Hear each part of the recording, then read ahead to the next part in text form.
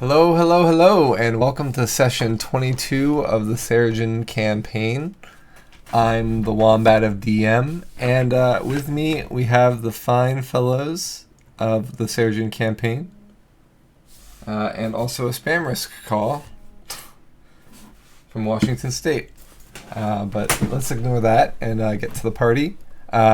So go ahead, Belzian. I'm Banewall, and I will be Belzian. A half-elf monk. What's the other half? We don't know yet. All right. I'm playing Roger, the elf rogue. And I'm playing Ulrich Oakenhurst, the human paladin. I am Zippo, the best warlock known to mankind. Not kobold kind, just mankind. Yeah, I don't want to be the kobold kind. That's a different story for another day. Gotcha. Yarvik, our halfling ranger, is not here today, so I will be puppeting him. And we also have our trusty DMPC, Jordan Bordelot, the human bard. I say that with such confidence, didn't I? It's definitely Jordan, who's probably a human and might be a bard. Welcome to session 22, guys. We are well into the 20s now in our campaign, which is pretty awesome. We are nearing the year anniversary of our campaign starting, which will be in April. But in the meantime, let's talk about what happened last session.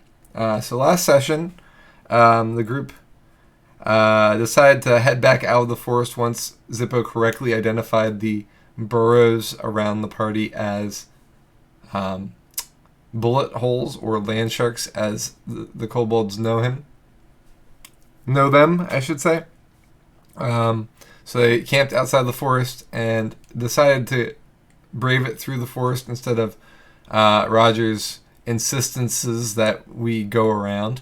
So the party devised a plan to, if the bullets do attack, to use the draft horses of Ulrich's as bait so that they go after the horses and not the party, and the party can escape cleanly. This plan somewhat worked, although they still ended up fighting a bullet, and eventually won that battle after taking some damage. Found some strange red rocks distributed around the area in geometric shapes. And I don't mean like the rocks are distributed in shapes. I mean the rocks are in geometric shapes. They've come to the river and are trying to find how to cross it. And by doing so, found a strange metallic chain that stretches the length of the river with something anchoring it on either side, presumably, and the middle. They prepared to enter the river before we ended session, and that's where we are right now. And as Amadis pointed out, so far Zippo has tied his dog to him before going into the water. Yes. Very, very safe. There. This is a little better now. I know what's going on the other night. Zippo, you want to get up on my shoulders with your dog? Yes, that'll work. Yeah. Figure. Can I Safe as dark, man. can I tie myself to one of the stronger party members? Yeah. But if I slip, we're all just gonna be going. Just a heads up about that. Are we all tying ourselves together? Or are we going to go in pairs? Pairs might be a good idea. I'll pair off with Belzian, I guess. Sure thing, as long as you're not the one tying the rope.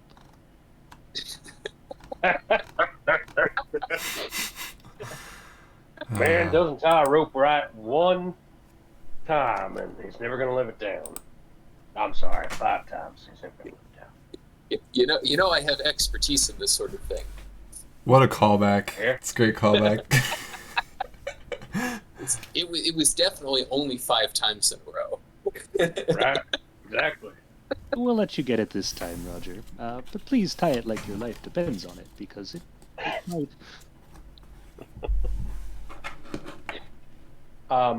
Sorry, just to clarify, what's happening with the... Because we still have the war horses. Yes. Where are they again?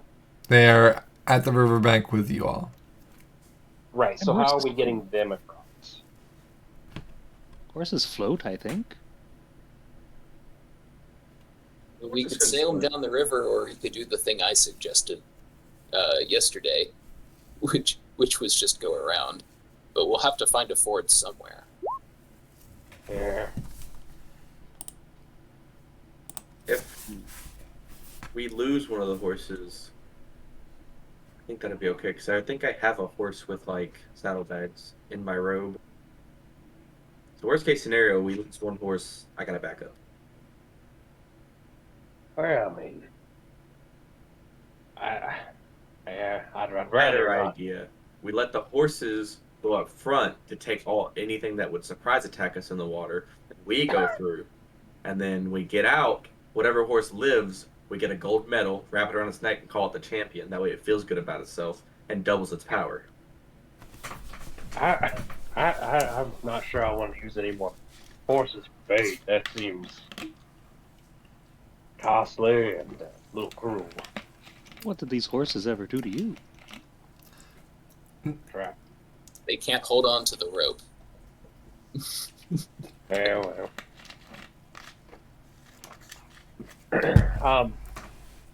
Are we positive on the depth of the water yet? It's deep. Right. It's Did anybody bring a 10-foot pole?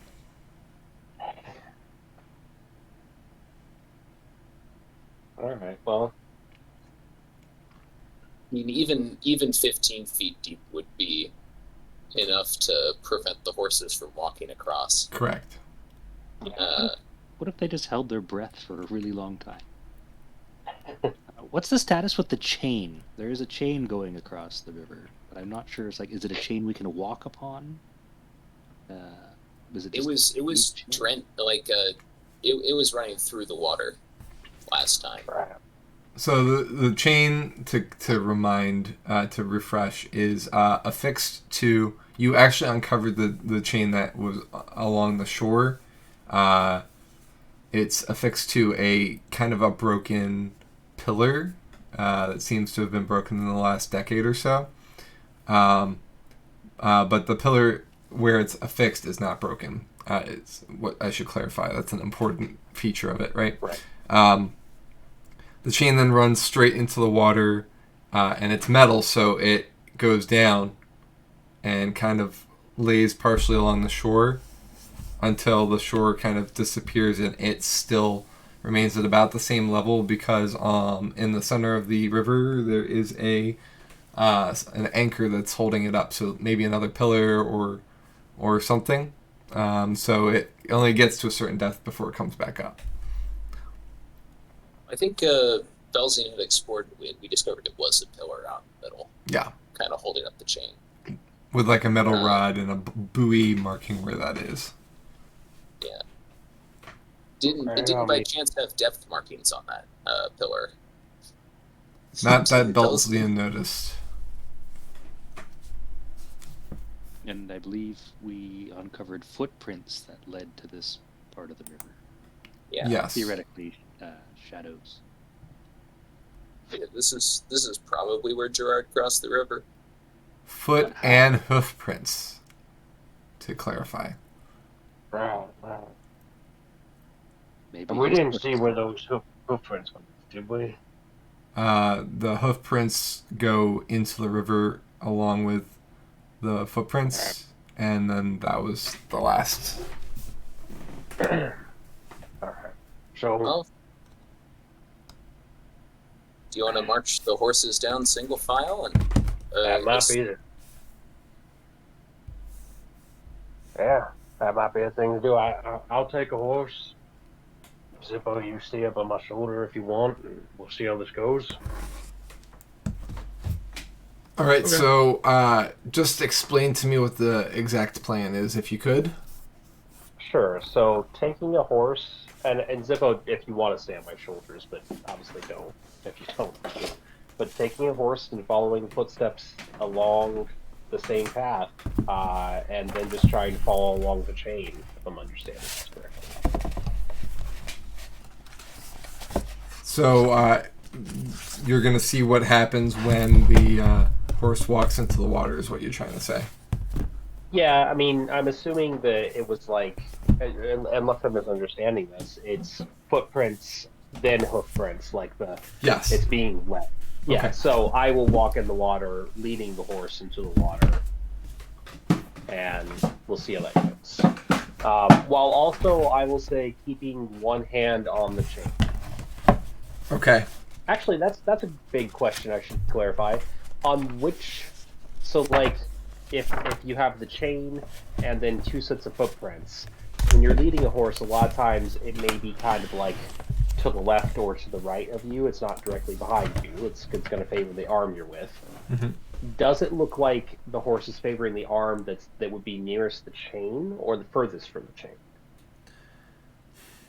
chain? So at this point, the hoof prints and the footprints are both pretty obscured by the party occupying this area. Jorvik identifies that the horse walked on the left, was led by the left hand of Shadow when he Okay. approached the chain on the left hand side of the chain. Oh, interesting. Okay, well, I'll try and mirror that. Okay. So they're upstream of the chain? Yes. Interesting. Okay. Yep. Let's see how it goes. Zippo, are you staying on my shoulders? That's probably the safest place for me. I'm not a very good swimmer. Okay. Here we go. Okay. So Ulrich is doing this, and Roger, you're also doing this with him, like behind him? I'm going to let him go out at least 100 feet before Okay. I lead my horse. Is Zippo on Ulrich's shoulders or no? Yeah, if given the options, Zippo sit on the shoulders. Okay. So setting the scene, Ulrich, you have your warhorse on your left hand, the reins in your left hand. You're following the chain, which is down on the ground. You try to pick up the chain, and it's fairly heavy. I'll need a strength check if you want to like lift it up to like be at waist length. It's a substantial chain. It's not like a cord or something like that. Right. It's like, you would imagine a chain that runs 3 miles would have to be fairly strong, right? Fairly Right. large. No, I don't think he'll lift it. Okay. I'll just let it be. Okay. As you're walking into the riverbed, you find that when you walk forward into the area where the chain is, you don't sink down, but there is an impression in the riverbed that goes down about half of a foot as you walk.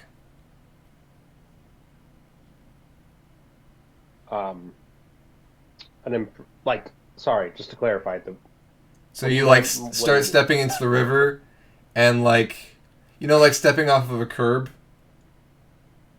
When you step down into the riverbed, you step down, and it feels like you're stepping off of a curb onto the street type of idea. I see. Okay. So, like when you go down the steps and you think you've gone down all the steps, but you realize there was one more step and you kind of lurch forward? That's what it Right. kind of feels like. Like you catch yourself, it's fine, but it's uncomfortable for a second as you realize, oh, this steps down. Oh, fuck. You alright up there, Zippo? Sorry about that. It's okay. You know, I don't think I've ever had a dog on my shoulders like this. This is interesting. Yeah, I don't know if your dog's gonna sit still very well on Ulrich's shoulders with Zippo as well.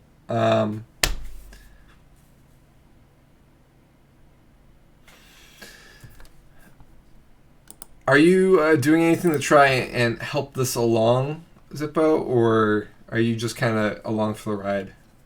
Yeah, if Brunhild looks kind of like nervous or anything, I'll Yeah. try to calm her down and Okay, reassure. so you want to make an animal handling, maybe? Yeah. Okay, I'll roll that for you. Okay, you got a 9. So what? All right for me. One thing that I'm working on is for skill checks and things like that. Rather than me, one thing I'd like to encourage with you guys is to feel out skill checks. So, like, if there's something that you want to do, and whatnot, you can say, "Can I roll a X check to accomplish this goal?" I kind of want to run skills goal driven instead of me saying make a check because of this type thing. Does that make sense? So think about skills as a tool for you to use as opposed to a test from me. Does that make sense? Sure. I'm sorry. So, like, for example, when I asked Zippo what he was looking to do, if he was looking to do anything, he told me what he wanted to do. I said, so you want to make a animal handling check for that? That's kind of what I'm trying to do in that situation. Also, that reminds me, I'd like to award. Oh wait, no, I can't award him right now because he's not here. Never mind. Anyway, continuing on. So yeah, you've lurched into the water. You've taken a step down. Are you going to continue forward from there? Yeah. You want to keep going, right, Zippo? Yeah, I'm pretty confident. All right, Pretty let's do it. amazing dog. Brunhild Yeah. seems to be squirming a bit and doesn't really want to be up on Ulrich's shoulder with you, Zippo. And she is a big dog, you know. She's a medium creature. Yeah. You should probably let her down. If she's squirming a lot, then just tie her off to us. Well, she's already tied off to me, so Right. we'll just let her down and I'll just grip onto your shoulders even harder. Sounds good.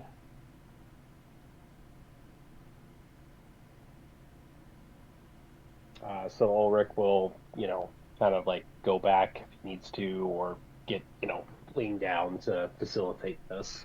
Yeah, I mean you're still in the shallows, so you remove Brunhild from your shoulder, place her down, and she kind of splashes around in the water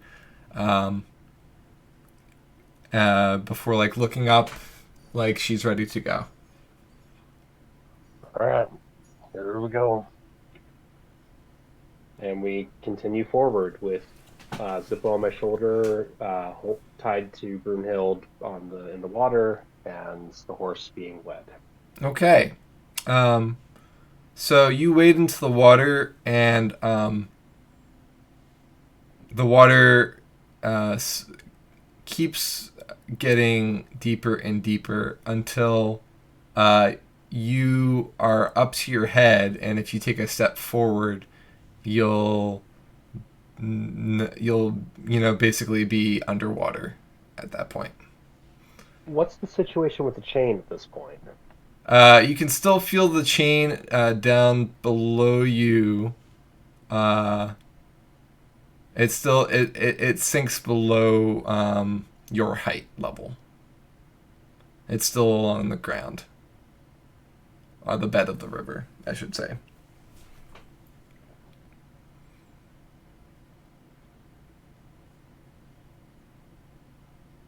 Well, shit.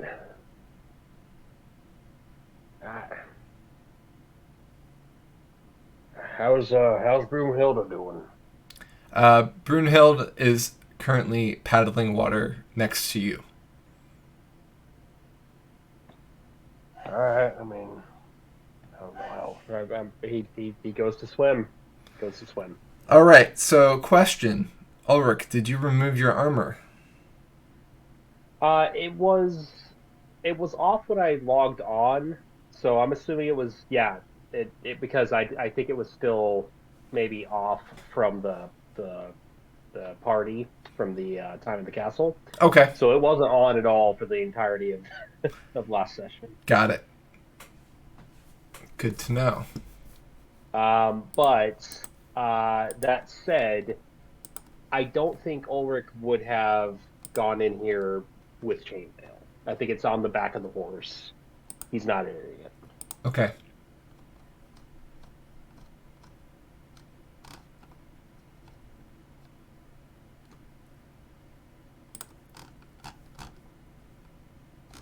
Okay, yeah, I see that.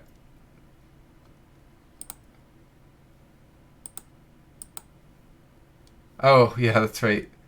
It gives you a disadvantage on stealth checks when you have it on. Yeah. I clicked it on and off just in case you were Oh, wondering. Okay. So I'll need you to make an athletics check if you're taking a swim. At this point, it's going to be at disadvantage because you have Zippo on your shoulders. I was just about to ask if it should be a disadvantage, and it would have been a crit. So let's see. 16 is not bad. It's not.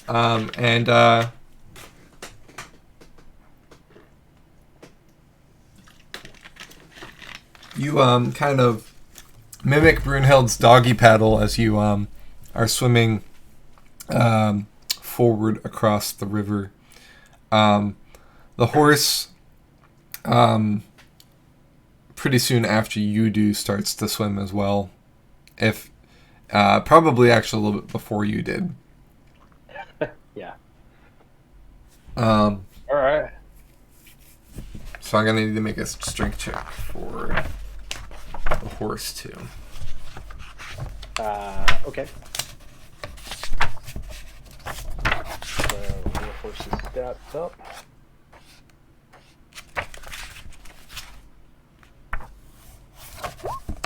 Uh, 13.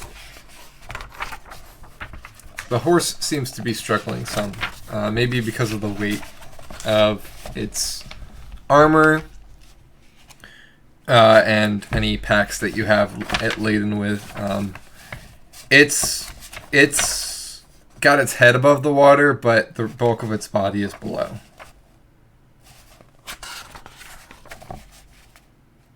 All right. Well. So with your check, you're able to keep kind of in line. You're like paddling diagonally to keep in line with the chain that you can see below the surface. The horse, on the other hand, is starting to drift down river. It's not able to keep with the current. And I assume you still have hold of its reins, correct? Yeah. Okay. So after a small lead, you also begin drifting down river. Can Ulrich grab onto the chain? You can dive down and try and grab at it. It's probably about 8 feet down. Oh, okay. The water. Sorry, I thought that there was some that like it came back up at some point. It is now level with the surface of the water instead of continuing down the waterbed, but it's still 8 feet below. Does that make sense? So like the water bed went down, and the chain went down, and then kind of leveled it out as it's now hanging across the river in the water. Oh, just to confirm, the horse is the reason we're drifting, right? Yes. Yeah. So, can I continuously cast Shape Water on the area where the horse is to change the direction of the way it's getting pushed to push it forward instead of sideways?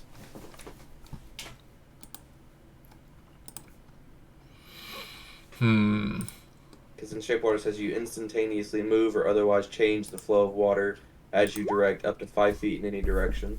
The movement doesn't have enough force to cause damage.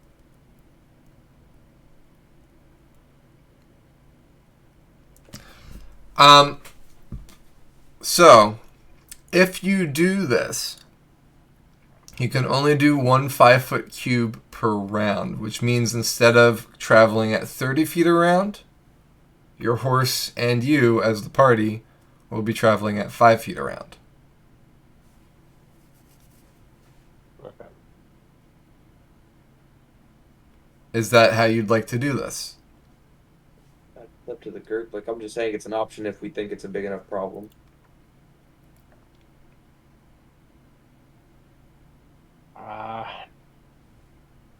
I mean, I don't know if we're. Is the horse still making a forward movement?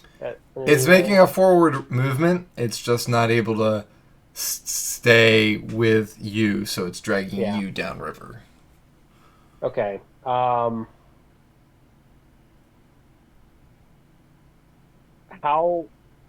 far until the next side of the shore, until the other shore? It's a 3-mile wide river. 3 mile. Okay. Boy. How far out are they? Maybe 300 feet. Yeah, I think Ulrich is going to try and convince the horse to come back to the other side. Back to the side we started at. Okay. And we're gonna try. Go ahead. We're gonna turn back is what Ulrich's trying to do.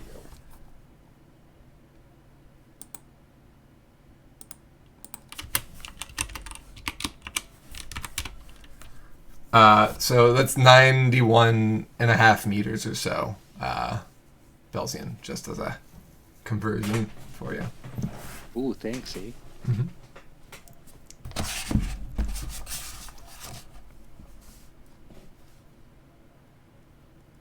So we can still see them. It just looks like they're... Yeah, they kind of make a horseshoe, if you will, as they swim out.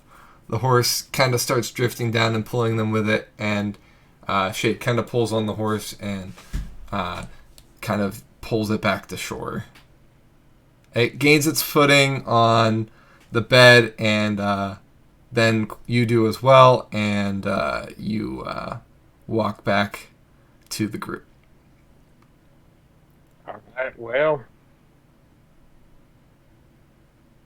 I got a feeling either there's something we're missing with this chain, or Shadow's just got some sneaky magic again.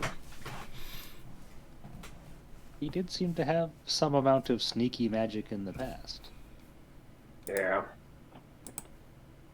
I just can't see us making it 3 miles up. That too many ways that things can go south.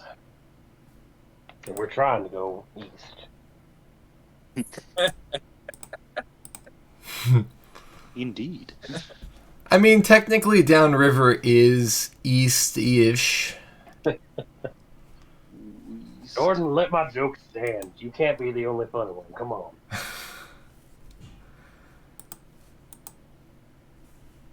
Well, Yeah. do we want to abandon the horses and try and swim for it ourselves, or do we want to go look for a better ford?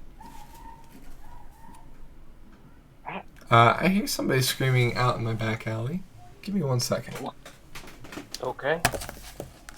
That wasn't one of the 2 options, Jordan. Hopefully he doesn't have to roll on his encounter table. Yeah. That's what happens when you roll on the encounter table in Philly. Oh no. Sometimes it's a dude screaming in the backyard. He approaches I your just tent. hope a day to He's just offering everybody Philly cheesesteak sandwiches.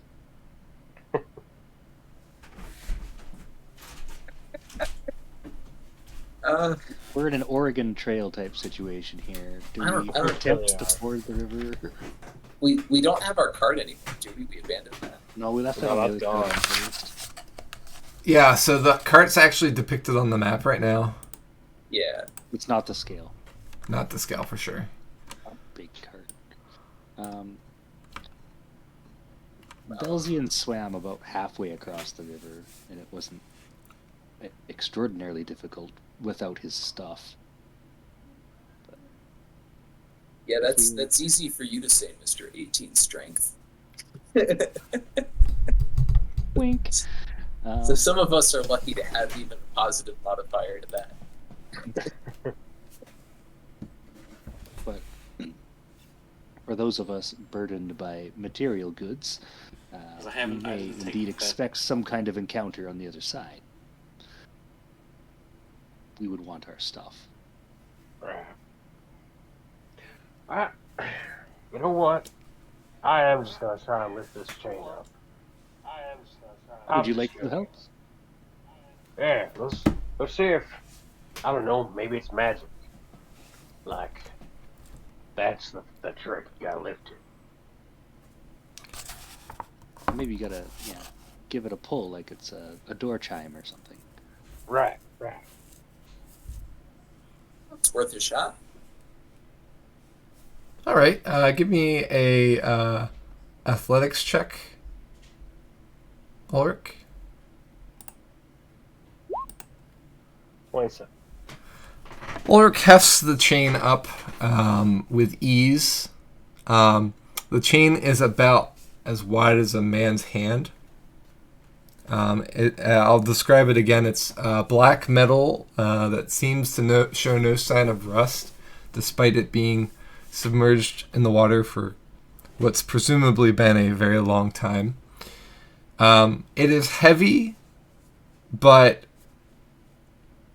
you're able to lift it despite the fact that it's hanging a mile and a half. Okay. So it's heavy, but it seems like it's only heavy because of the amount of chain there is, not because of the weight of the chain. Does that make sense? Yeah. Okay. Well, what happens if Ulrich pulls the chain? Like from the river towards the forest. You pull on the chain, and there is a slight amount of give as some of the chain rises in the water slightly, but it doesn't seem to. And I'm using the same check with a 27. It doesn't seem to budge, as in like a Right. any useful amount.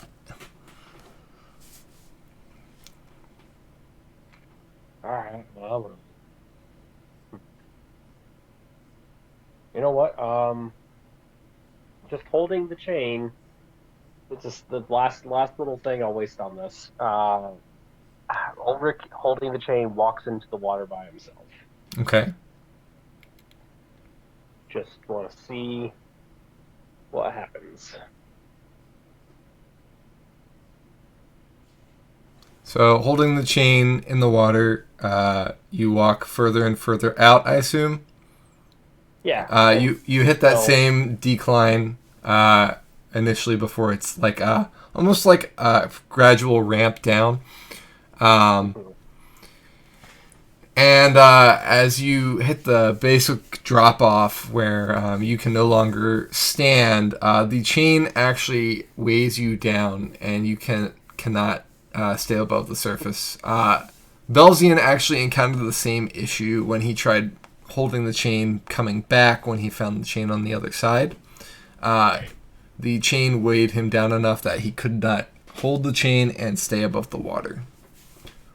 All right. Yeah, I was kind of hoping that maybe it was like it doesn't work one way, but it does work the other way kind of situation. Mm-hmm. All right, let go of the chain, come back. All right, I'm out of ideas. We want to say goodbye to the mounts, or we want to ride down the river. No. So did Ulrich pick the chain up from like the side that we were on? Like, was there a piece of it he could touch? Yes. Okay, Zippo's gonna touch it and cast Shocking Grasp on it. What? Okay. I'm sure. Gotta try everything. Yeah. After Ulrich puts it down, though. Yeah, I'll let Ulrich put it down first. I'm trying to see if if I hit it with Shocking Grasp, like in the water, maybe it tightens up so we can walk across it. That'd be neat. All right, go ahead and roll damage. Are you doing it at the 1d8 level, I assume? It's where I'm already fifth level. Fifth level, right? Yeah. Okay. You shocking grasp the chain, intending to do 11 damage to it. The chain seems to not be affected by the lightning magic. That was my idea.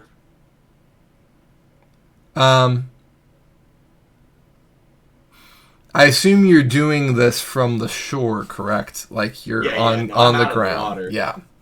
I just wanted to make sure. Yeah, no, I'm out of the water trying to get it to go, but it didn't.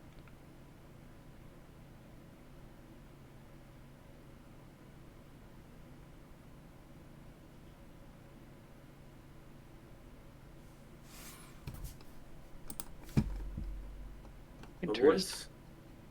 Perhaps Jordan can sing the chain a song. I've heard of snake charmers, but not chain charmers.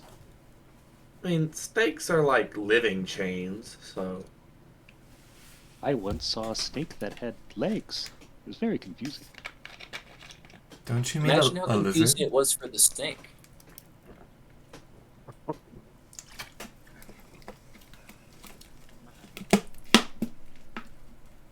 You ever just kind of come to a door and you can't figure out how to open up the door? I kind of feel like this is one of them situations.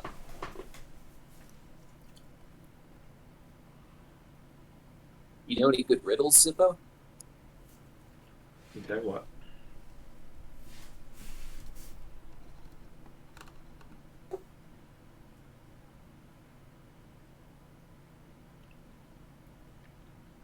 So if this door is closed to us for now, need we seek alternate methods to get across? Well, there's definitely a bridge in Yaren. That's quite a ways out of our way. There's probably a bridge in Licht. There's definitely a bridge in Licht. Yaren's bridges, they've repurposed them. The other side of town, we could probably get across, but not by bridge. You know if there's a ford closer than Licht? I'm not really familiar with East. I've never gone farther east than Yaren, to be honest. Aside from going to Licht briefly, I haven't traveled in this area of the wilderness in all my years.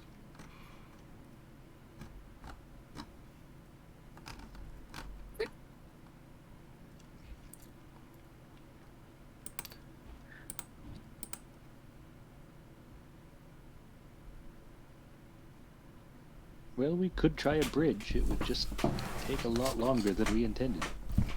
I mean, I do find bridges quite useful when playing music, but sometimes the most direct path isn't always the convenient one.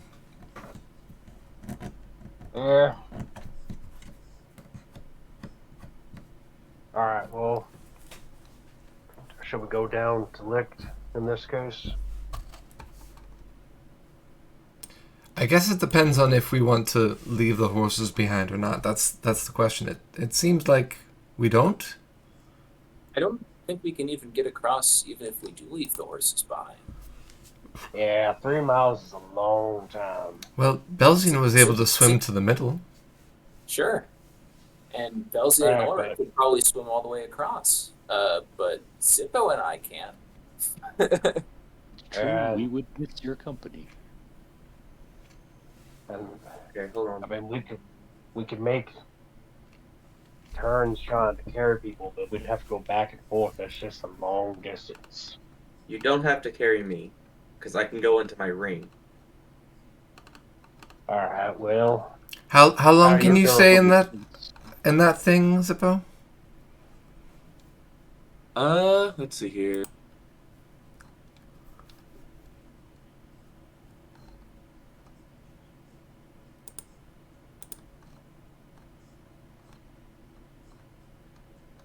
I can remain inside the vessel up to a number of hours equal to twice my proficiency bonus. So my proficiency bonus is what? 4. 3. It's 3. So you 6 can hours. stay in it for 6 hours. Yeah, that would work. all right. You just have to carry my ring and tie Brunhild to you. Yeah. Okay, we got that. But okay, so we got. I mean, maybe we can carry that out. But how do you feel, Jordan, about crossing? Like, do you think you can make 3 miles worth of running river? Jordan kind of thinks about it for a moment. He says, "I can surely try."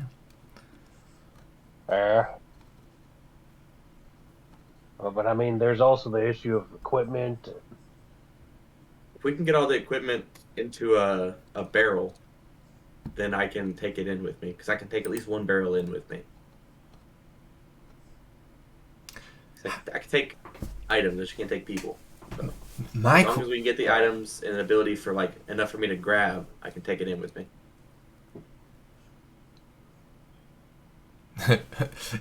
I imagine Zippo like dressing up like somebody who's packing all of their luggage on themselves when they're getting to the airport. Right. Like 4 shirts on and like 3 jackets, and he's like all puffed up like in Christmas Story. Yeah, if we put my armor on first, then Ulrich's armor will stay on him. Put that on you. It's a good thing he's going to the ring because he wouldn't be able to move. Yeah. Be nice to this armor. I stole it off of a dead guy. Hey, you said that the chain is wrapped around a partially broken pillar. Yes. It's actually anchored into it. Okay, it's anchored into it. Yes. Have we investigated that pillar in any way, shape, or form? Not really. I mean, Ulrich would like to take a look. I'm curious if it's been broken for a long time, if it looks kind of a new development. I'll give you what they discovered last time about it when they discovered the pillar. So the rocks themselves they encountered while they were camping in the forest. They're darkish red in color as opposed to the bedrock type grayish rock that's pretty much frequenting throughout the area. This rock seems unique and not natural to this area. I described the area that they camped before as like a boulder field. So like, you've been to a boulder field before, like a glacial field where all the boulders were dropped off. It kind of resembles that in a way, except all of the rocks are in geometric, and by geometric I mean like cube-ish, kind of like feldspar breaks off in right angles.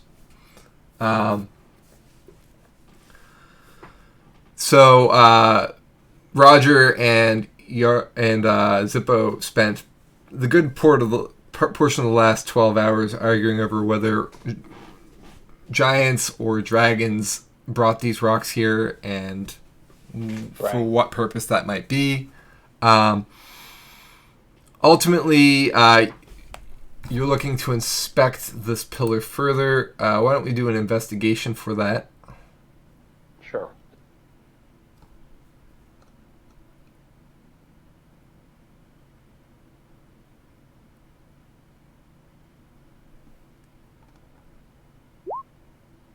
Uh, 20. Okay. The pillar has... I guess I said this earlier. The pillar has been broken sometime in the last decade. It's not recent, but it's not an old break either. It's recent relatively. The rocks around it have been here for probably centuries.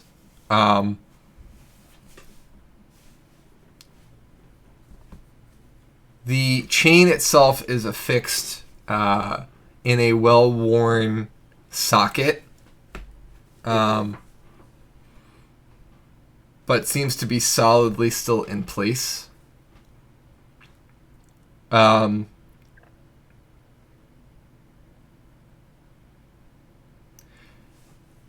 You do, when you're feeling along the surface of these rocks, find that they are indeed mortared in place. The mortar obviously has weakened some over time, but it's still quite firmly in place. You feel some imprints on the rock that maybe there used to be some sort of word here on this rock, right above where the chain is. Ulrich casts Detect Magic. Okay. The chain glows faintly with magic. It is not magical itself, but it seems to have been formed by magic in some way. The pillar itself is not magical. And there doesn't seem to be any magic along the area where you think text may have been. Right. Alright. Well.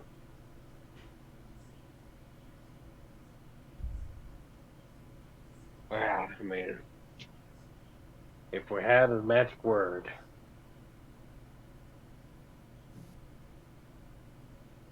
A magic word? Like, please, or thank you. Could be. Could be please. Could be Shadow? Could be Open sesame. shadow. Sure. Like maybe it's a king's alias. Yeah, I mean, yeah. I guess while we're pitching these out, Ulrich is touching the chain just to see if any of that. He'll go into the water and touch the chain, like in that first drop-off step, and says shadow, says please, thank you. He says crossing ford and bridge. And bar.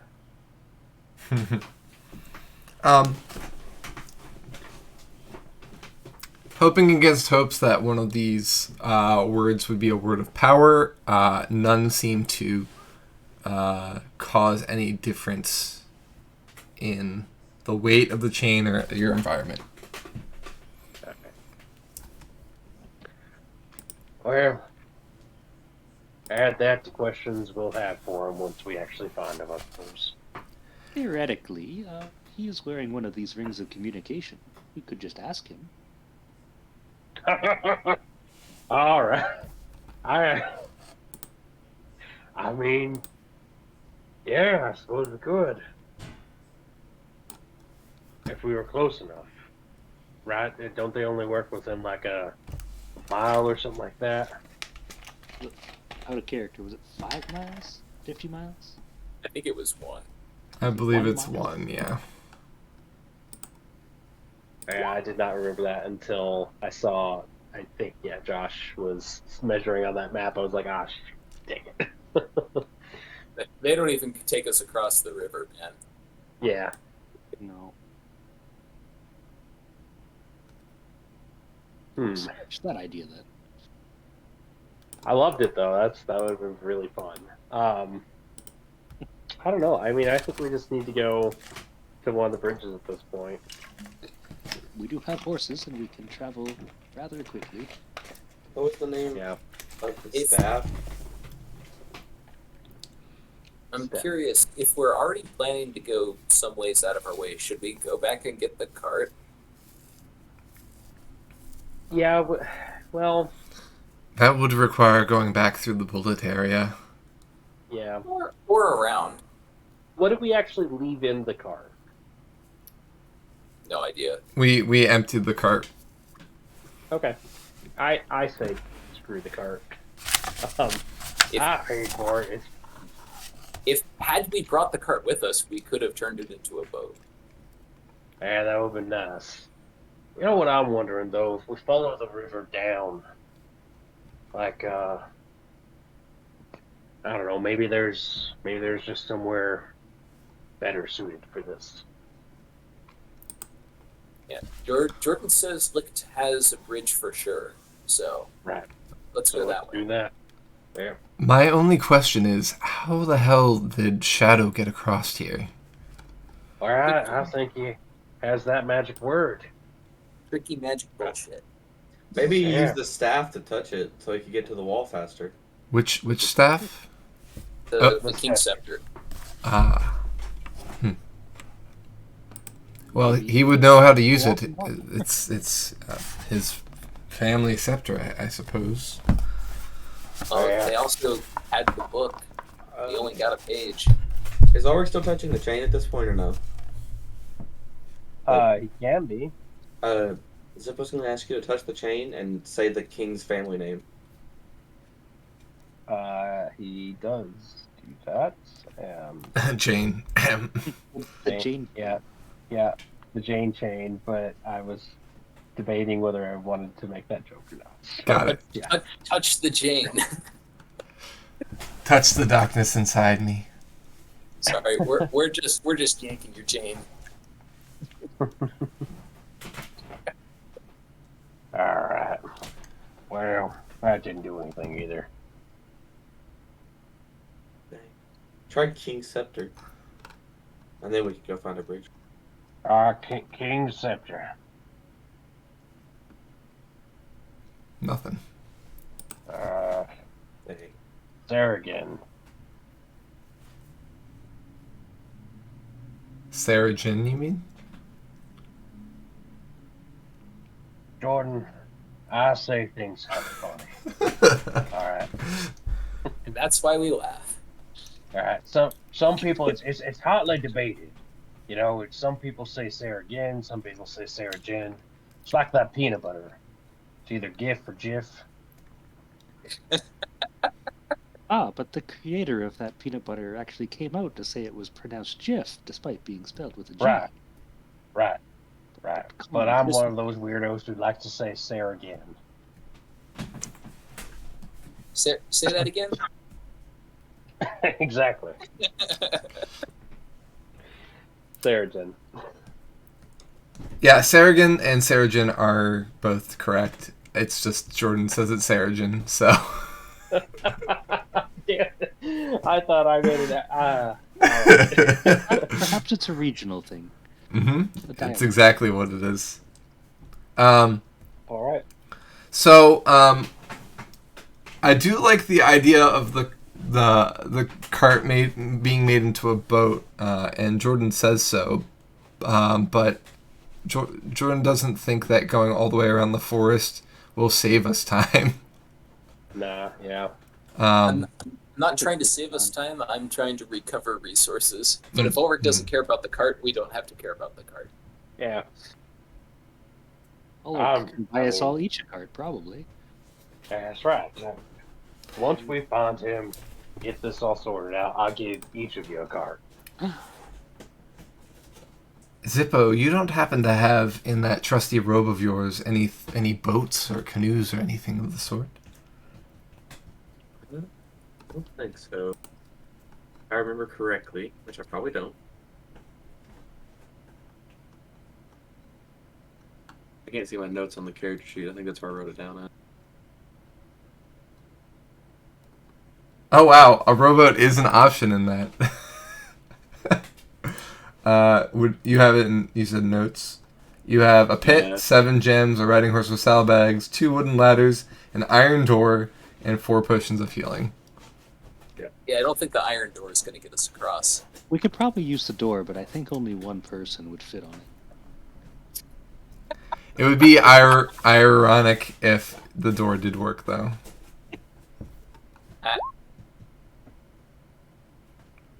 All right, last word I want to try. Also, I really like that your ally in your allies section you have best friend Atlan. Yes, It's important. it is vital information. In fact, that was the next word Zippo. That was the last word Zippo wanted to try was Atlan. I mean, why not? Yeah, Atlan. Okay, so Ulrich says Atlan. Son of a bitch. And nothing happens. Oh, you bastard. Worth a shot. Yeah, no, that's a good idea.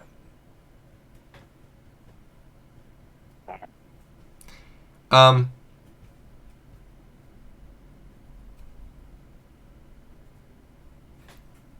All right. Is there anything else that you guys would like to try and or do and or look for? The gems I got from Atlan. I Yes. have those on me, right? You do. Okay. I want to take one of those and dip it into the water. Okay.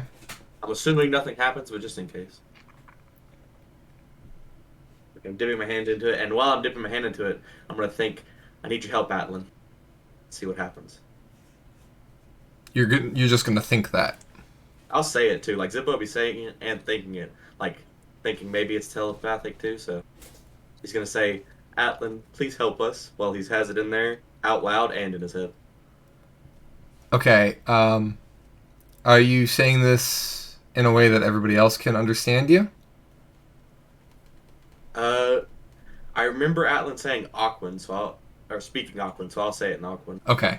Yeah, that was the thing I was looking for, to see what language you're saying it in, without saying you're doing it in Aquan, right? Like, yeah. So you dip the stone in the water, and you're speaking in a normal volume. You're shouting. What do you? I'll shout. You're whispering. I don't know how far away he is, so I'll shout. Okay. I wasn't aware Zippo ever spoke in a whisper. Yeah. That's fair. Only when it's buzzing by your ear. When he's speaking to you through the ring.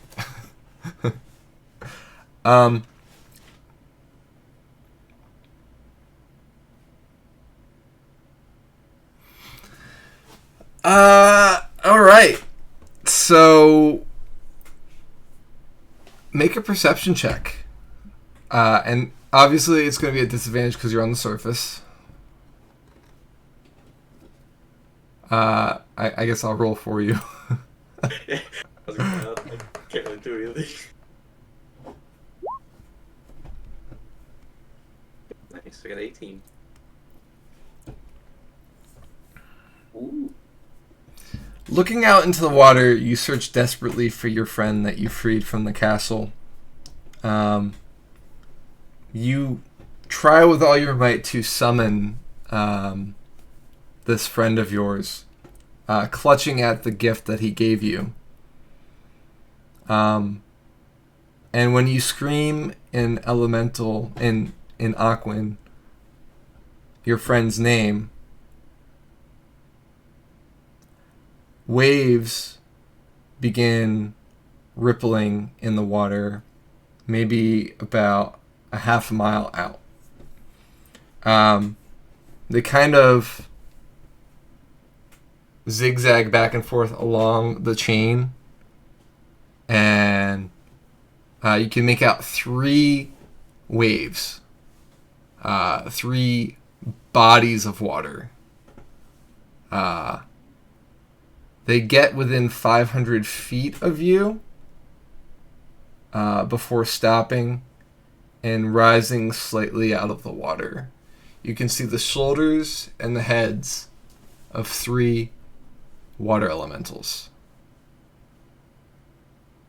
Zippo will start to walk, like he'll walk out a little bit into the water and be like, "Are you guys friends of Atlan?"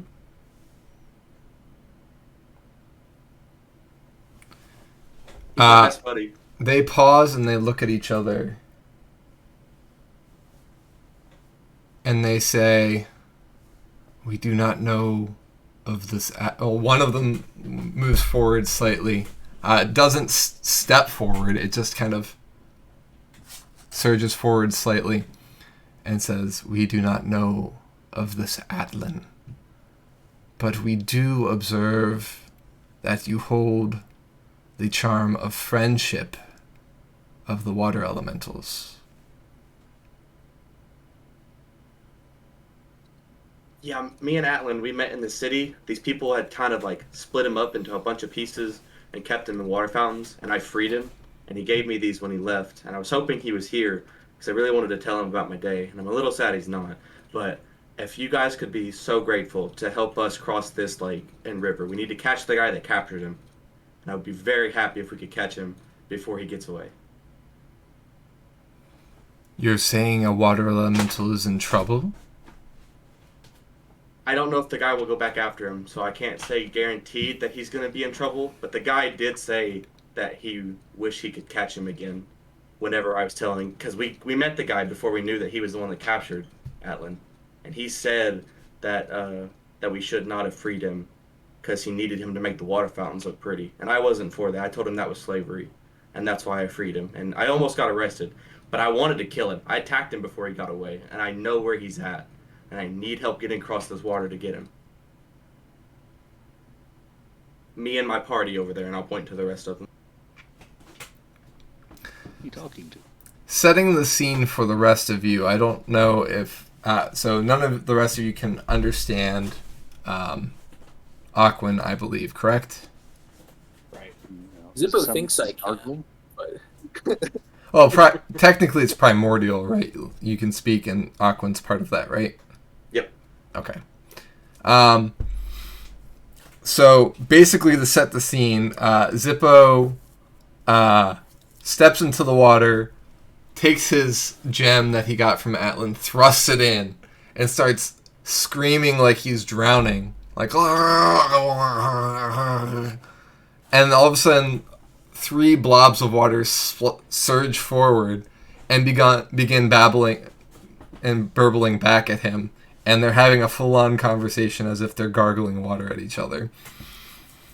And he gestures at you guys at that point. I'll wave. Well, okay.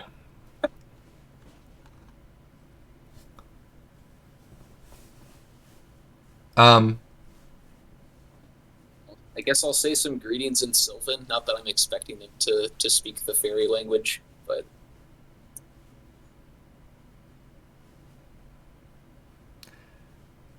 The water elementals take some time to respond as they process the amount of information that you've just given them.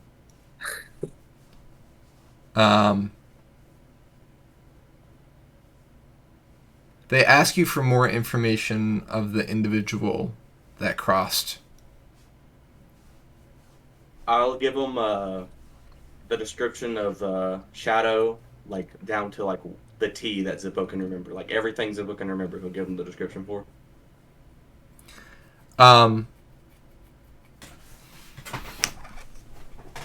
They, when you give that description, they seem to bubble with understanding and describe somebody matching that description passing through here not more than a day ago, but probably less. He used a craft of some sort along the ancient chain, they call it. And I'm loosely translating into common what that is. Like every Aquan word seems to mean several different things, so I'm trying to dumb it down as best as I can. If that makes sense. It's a very fluid language.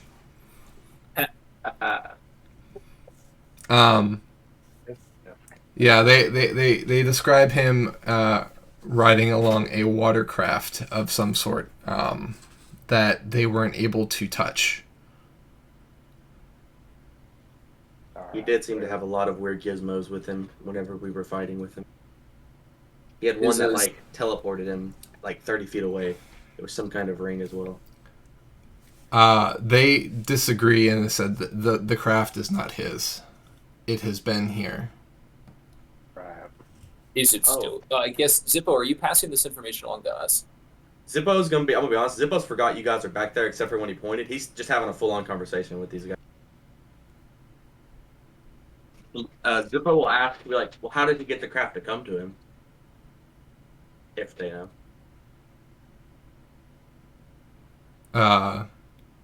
They pause for some time and kind of shrug.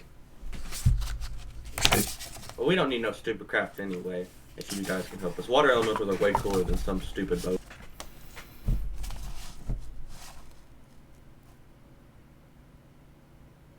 They ask how they can help if he's already gone. If you guys can help me and my friends over there get across this river, we can chase him down on foot. We have an idea of where he's going, so as long as we can get across the river soon enough, we can probably circle around him to beat him there or catch up to him.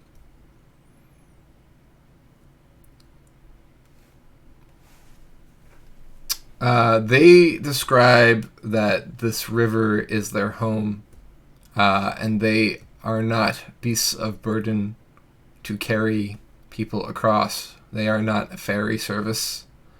Would they be able to slow the water rushing along just enough for us to be able to cross? They don't. They seem to like that even less, to be honest. As they burble disgruntledly, one of them murmurs they don't even know if the others are even friends of the elementals, like the small one is, referring to you.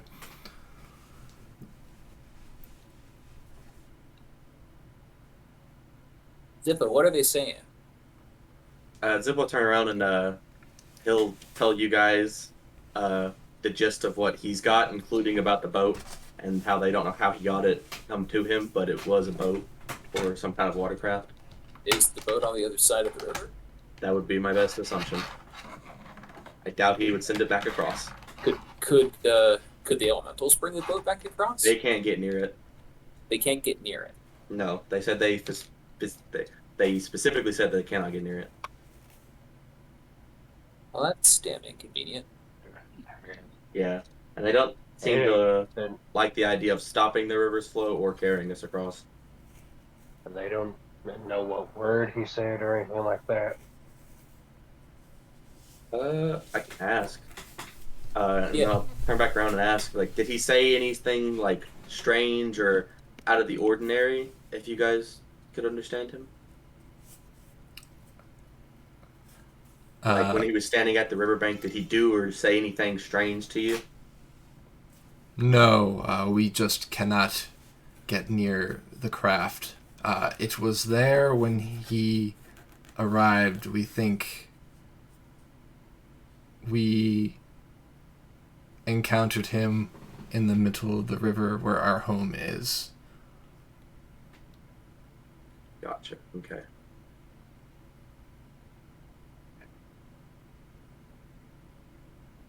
Okay, gotcha.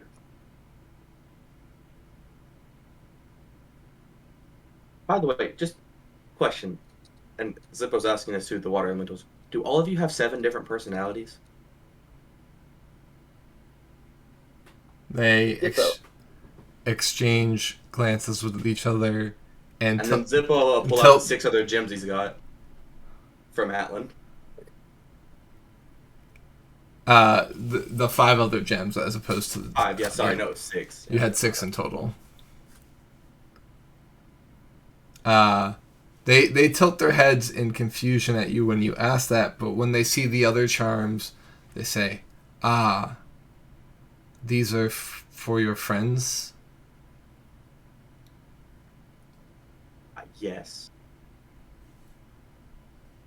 They Uh, might have been magical, so we thought they might have been magical, so I had to identify them, but I was having trouble figuring out what they were for, and then when we came to the water, I just thought of Atlan immediately. so when Jordan identified them, they were not magical at all. But Zippo thought they might be. Right.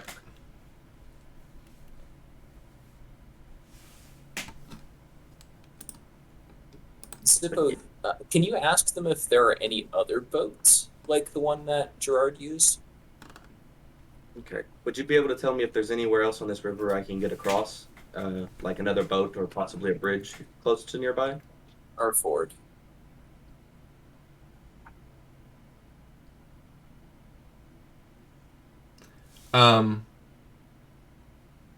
They kind of don't recognize any of those words, and kind of Gotcha. imply that you can just cross at any point. Zippo will explain to them that not everybody's as great as in water, though he wishes he was. And then he'll use shape water to put some water in his hand and freeze it into the shape of a boat, and then do it again for the shape of a bridge, and ask if there's either of these things around.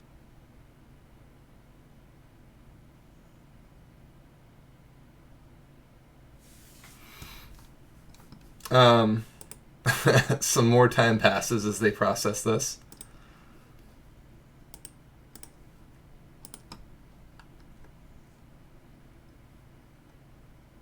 Zippo, ask them if they know of any places with shallow water that we can cross. Shallow water all the way across the river. Okay. Like less than 6 feet of water.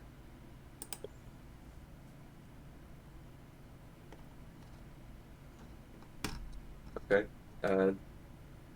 Then Zippo will ask if there's any water, like where he's standing, like all the way across the lake, that he can possibly walk across, since he does not have the ability to swim very well.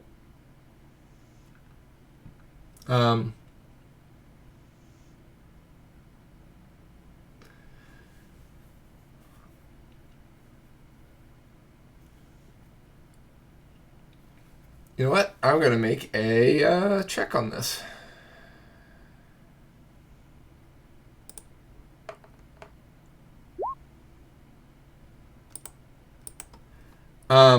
The elementals seem only familiar with this area of the river. Gotcha.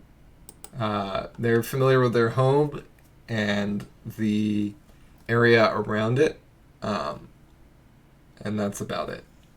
Gotcha. I'll turn back around and tell the team that they're really only familiar with the part where they live. Which makes sense. They also talk about they tend to stay away from areas that are shallow. Yeah, it makes sense. Fair enough. You get this image of like a large water elemental teaching a younger water elemental about its domain, and says, the little water elemental says, "What about that shallow place? You must never go there." Fair enough. Well, then, after getting all that information, Zivo will be like, well, sorry to waste your time then. I guess we'll have to run down to Licht, I think is the next place for the bridge. So we might be able to catch him. Good luck, and I hope all your families grow up in excitement and be as glorious as Atlan was that day. And then Zippo will start to walk out of the water and put the gems back in his pocket. Okay.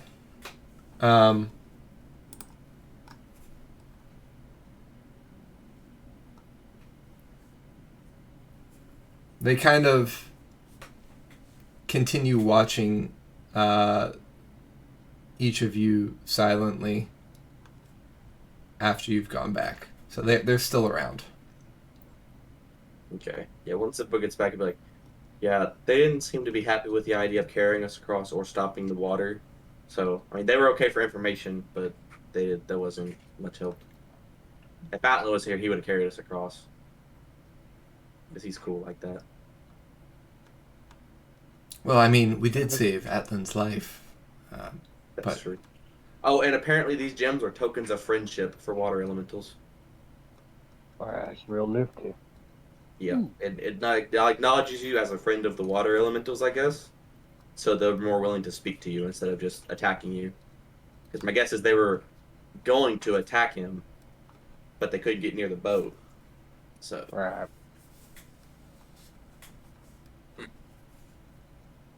You think it's some kind of mystical or magical boat that's attached to the chain or something? it would definitely have to be. It had to have some Yeah. kind of like warding magic at least to stop the water elementals from getting near.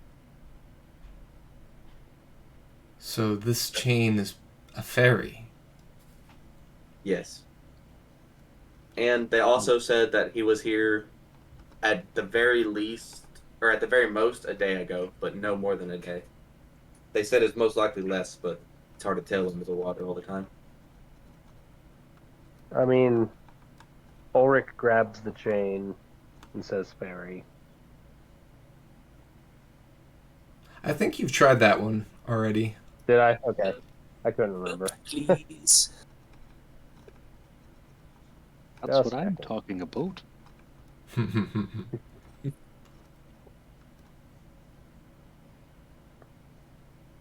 Well, I suppose we have two options. One of us crosses and gets the ferry, or we find another way across. Well, the problem is we don't know how to move it. I'm assuming it's magical in nature. And maybe it's not even on the other side. Maybe it gets summoned or something. Right? No, they said it was waiting for him here when he showed up. So it's definitely an object that stays here Or there. or there. There for now. Too bad it's not everywhere. Well, Belton, do you feel like swimming across the river like 3 times?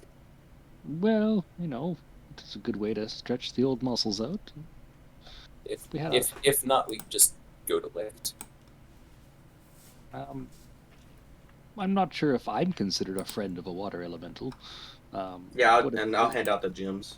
What if they try to take me out halfway No, as across? long as you have this gem, they shouldn't be attacking you. Because when I pulled the rest of these out, they asked if they were for you guys, and I said yes. Oh, thank you for that. Yeah, so at the very least, we shouldn't get attacked. I don't know if they'll help us, but if we are crossing with the water elementals here, I should probably stay out of my ring. That way I can speak to them Right. in case they do have questions for us. Well, and I mean, if you were only going to be in the ring if we were swimming across, right? Yeah. My only regret, fellows, is that I would have only one Belzian to give, and if I were to fail in my task, Yeah. you guys would still be stuck on this side, but with less time. Right. I mean, there's so many ways this is gonna go south again. I really think we should just ride along the river. We come across some shallow bit, try it. Otherwise, we're going toward Licht, and we know there's a bridge there. We got some horses we can ride. Did you all name your horses yet? Question. Does, like, thinking about it, do, like, the water elementals take any kind of, like, do they have any kind of, like, currency or anything? Like, well, actually, asking, Zippo would ask them, is something maybe he could give them to have them carry him across? Or something of that nature? Because So you're trying to, in negotiate with some them. way, convince them to. Help us across in like any way they can help us across would be helpful. Like even if they're just making sure we stay on the right track, like they don't got to carry us. They just got to make sure we stay on the flow across the river instead of going down it, like straight across. So you're kind of trying to persuade them. Yeah. All right. Would you like me to roll that check? Yeah. All right. Let's see what I roll good. what you get. All right. What do you say to persuade them? What was it? You got a 21. 21. Zippo will, like, he'll get into the water and, like, he'll be like, when he gets in, he'll be like, look, I know I'm taking up a lot of your time, and I'm very sorry that I guess I burst into your home, but I would be very, very much appreciative if there would just be any way possible you could get me and my friends and my beautiful dog Brunhild and our mounts. Just keep us in like a straight line to get us across the water so he can catch this demon of a man before he uses the staff that he has to capture any more water elementals or innocent creatures and bound them to him.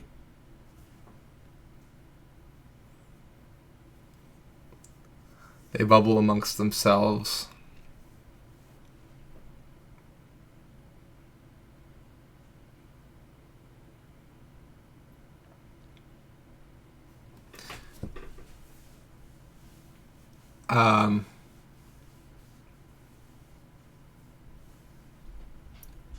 We will take 2 of you across. From there, you can maneuver the boat, the craft.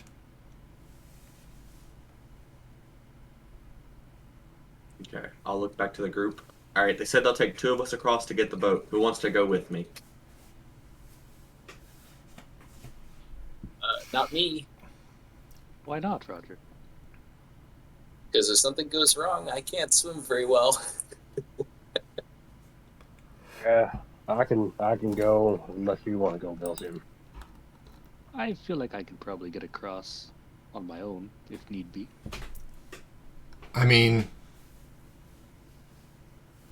if you guys want me to, I could go across, says Yarvik. Have any of experience with watercraft? Or perhaps even proficiency in it? Well, I've actually never been on a boat before, but first time for everything.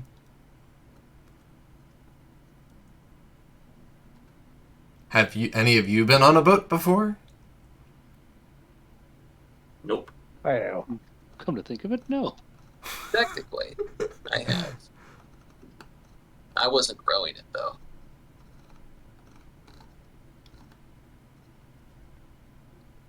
Yeah.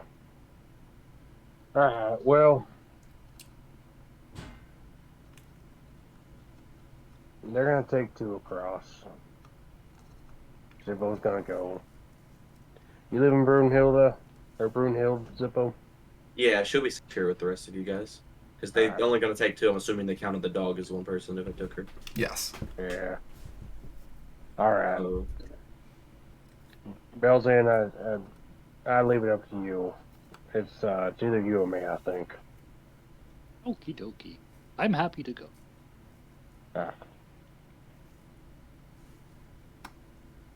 ready to, if we have our 2, then I'll let them know that it'll be me and Belgium. Yes. Yes. Okay. Right, yep, I'll let them know, and I'll have Belgium come out to the water with me. Belzine is in the you'll- water. You two be safe. Roger, I think we should play some cards, but I'm dealing this time. I don't trust you. Sure, let's find some dry ground up on those rocks and play some cards. Jarvik, Jordan, you want to lose some money? I believe I won the last hand. That's can why I'm always- asking if we want to lose this time. We can always play jacks with these caltrops. All right. So while the rest of the group kind of settles in for a bit, Belzian and Zippo, you, I assume, are getting into the water. Yep. Okay. The water elementals do not come any closer than where they're at. Presumably, any closer would be too shallow for them, or more shallow than they'd be comfortable going. Yep.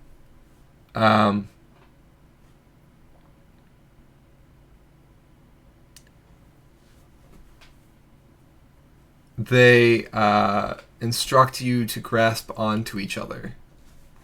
To use Zippo. Obviously, Belzin, you have no idea what they're saying. Yeah, they say we should hold on to each other. Oh, So like Zippo will huggy climb up hug? on your shoulders if you don't stop it. I give Zippo a big hug. Okay. All right. So at that point, neither of you can actually tread water because you're holding on to each other. And you immediately kind of bob in place and start drifting. Yeah, Zippo was. Go ahead. Okay. No, I was gonna say Zippo was going for the shoulders. So like, if he goes to pick me up, I'm just gonna start climbing onto his shoulder. Okay. Once you two are kind of affixed to each other, you have kind of submerged into the water a bit, and you feel that the current begins picking you up. And you can't really see what's going on, but those of you on shore can see that the three water elementals have begun circling the two counterclockwise and have made a kind of whirlpool type thing. As the spinning reaches its apex, the water sinks a bit, so it's kind of concave, and you are kind of spinning around in this, but your heads are now above the water, and you're kind of locked in place here as they're holding you in this pattern, and they begin bringing you across the river in a kind of a drifting fashion. Is it fast enough to say, "Wee"? Yes, but you do with that, when you open your mouth to like wee, water does splash in and it causes you to cough. You find it most comfortable to keep your mouth closed and breathe through your nose after trial and error. But yeah, you don't need to make any athletics checks. They're still not really carrying you. They're more like transporting you by whirlpooling you around. That's great. About Belgium looks sweet. about 15 minutes pass, and they get you to the other side. Rather than just thrusting you out, the whirlpool slows more and more until you begin drifting on your own, and you kind of break loose of the whirlpool. They don't give you any further instructions, but you are no longer able to breathe. I assume you're going to want to swim at this point. Yeah. Okay. Yeah, to the shore. All right. Make an athletics check, please. You got it. A 19.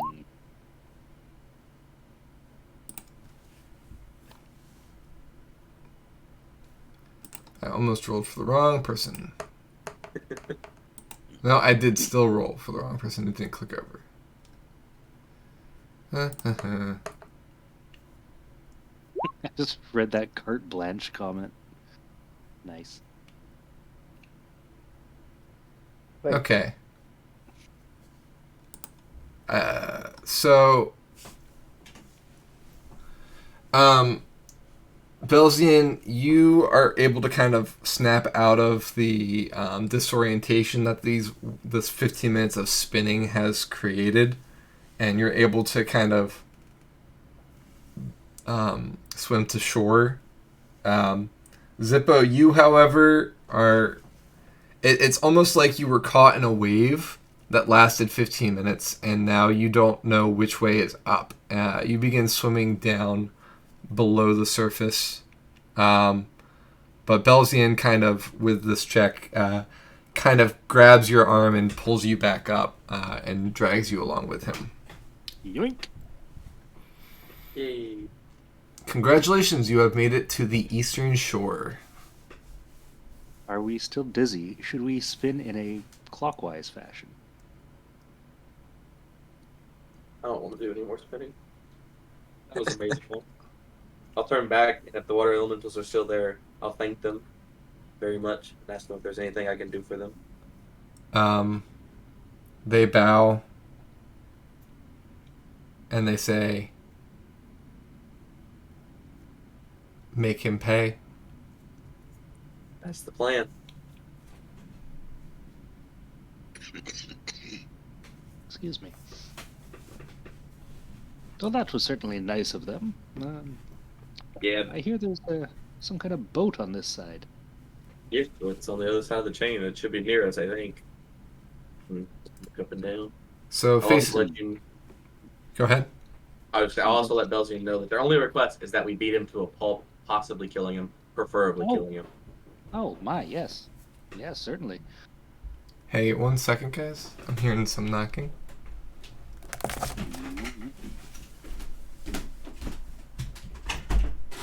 Maybe it's the cat. You knocking? Oh, I thought I heard knocking. What? Oh, okay.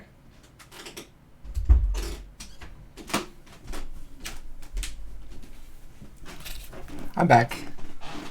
I mean, we certainly weren't going to do anything untoward Shadow before, but now that these water elementals are lit, of course, it would be the least we could do.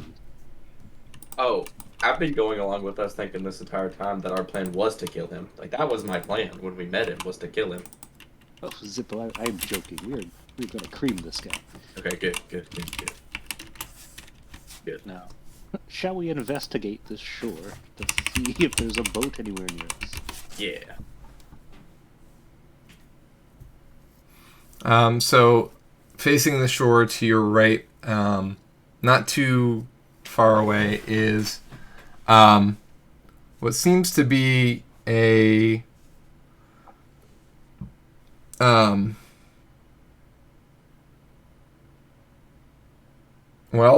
what can only be described as a wooden raft. It has the chain on top of it in the center in a kind of a runner.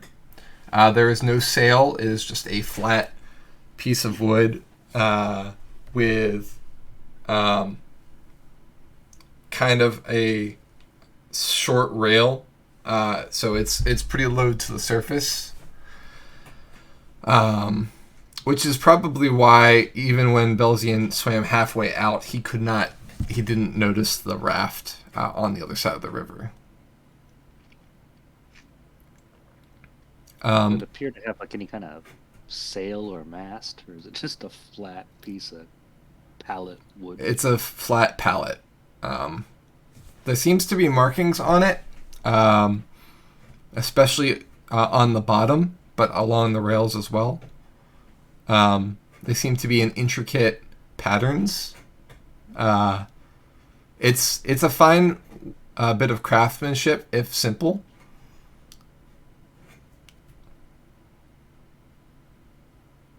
Do these markings appear to be like in a language, or is it just design? What languages do you have, Belzian? Belzian's got Goblin, Elvish, and Halfling. Okay. If it is a language, you're not familiar with it. So it looks like fancy artwork. What do you make of this fancy artwork here, Zippo? Yeah, I'll look at it.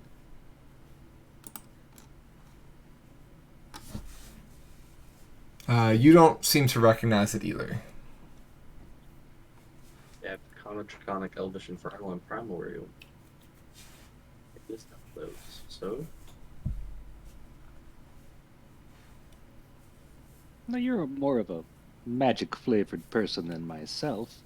Do you think that these could be runes of some sort? Like, would this pose any danger to us if we were to just jump aboard? honestly, don't know. Well, you But first. Jump on then. okay, I'll that's tell what you I was gonna do. if anything happens. Zippo, get on to it. The boat is currently kind of anchored on the chain, as in like it's resting on the ground in what seems to be a slot that it fits into. It's almost as if the riverbed is carved to fit the shape of it. It's about a half a foot tall, the divot.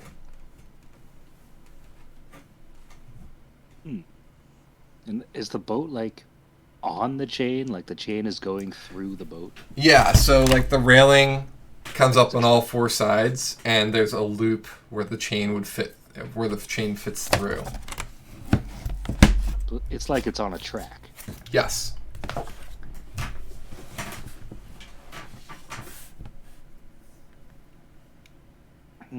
How do you suppose that this thing goes? I doubt you pull it across there with the chain, but that's possible. It would take a lot of work. Yeah, more than I think Shadow would be willing to do. So maybe it's some kind of like magic power. But I don't see like any slot for anything you could put magic into, do I? You don't observe any slots, no. So my only guess could be it has something to do with the runes, and my guess is that they're the activation word, which neither of us can read. If indeed they are runes. Belzian jumps onto the boat and claps twice and bows. The boat Read the book once.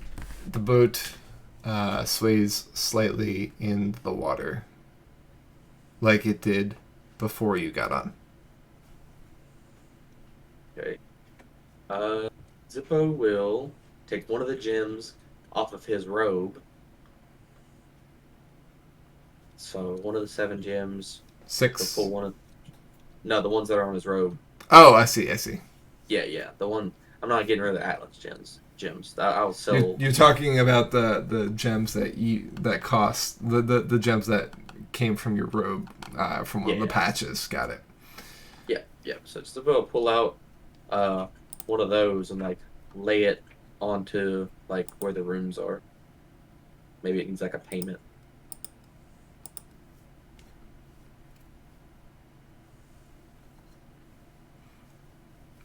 Okay. The rune lights up. The gem disappears.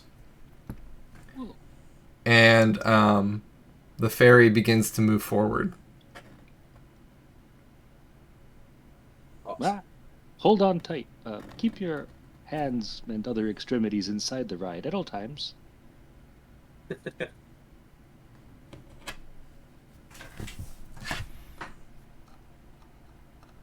How fast does it go?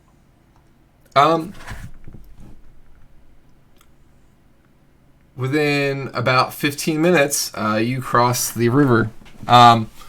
The bar that anchors the center of the chain seems to pass through the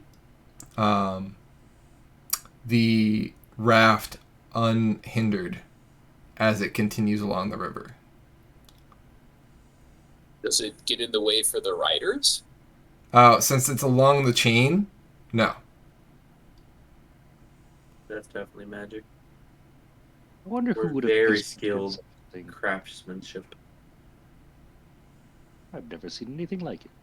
Though it does kind of remind me of the elevator from that mine we were in that had goblins in it, Yeah. I do remember that. on a more horizontal scale than vertical.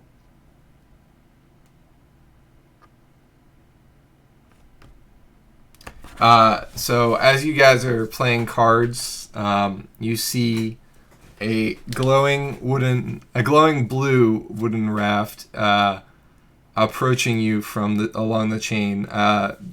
You kind of notice it coming because the chain begins to rattle as it rises from the water as they get closer and closer, and you can hear the chain kind of scraping along the edges of the raft. The raft seems to be repelling the water itself as it floats along. So, like, when they activated it, it must have risen up from that slot and then started floating kind of atop the water. Almost like magnets repelling each other.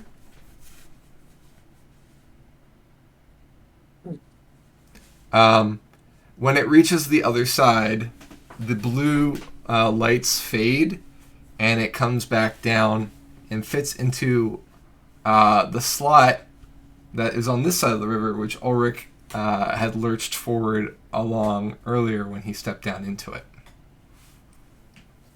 All right, guys, get on the boat. We're ready to go across. All right. Ahoy hoy! Let's. How many rides are we gonna, or trips are gonna have to take with this? Because How many of us can fit? So you could fit all 6 of us on the raft going back and forth, or going back, but you would not be able to fit the horses. If you were going to take the horses, you'd probably be able to take probably 2 at a time. So 3 trips. All right. Horses. and what about the fox, the chickens, and the rafts?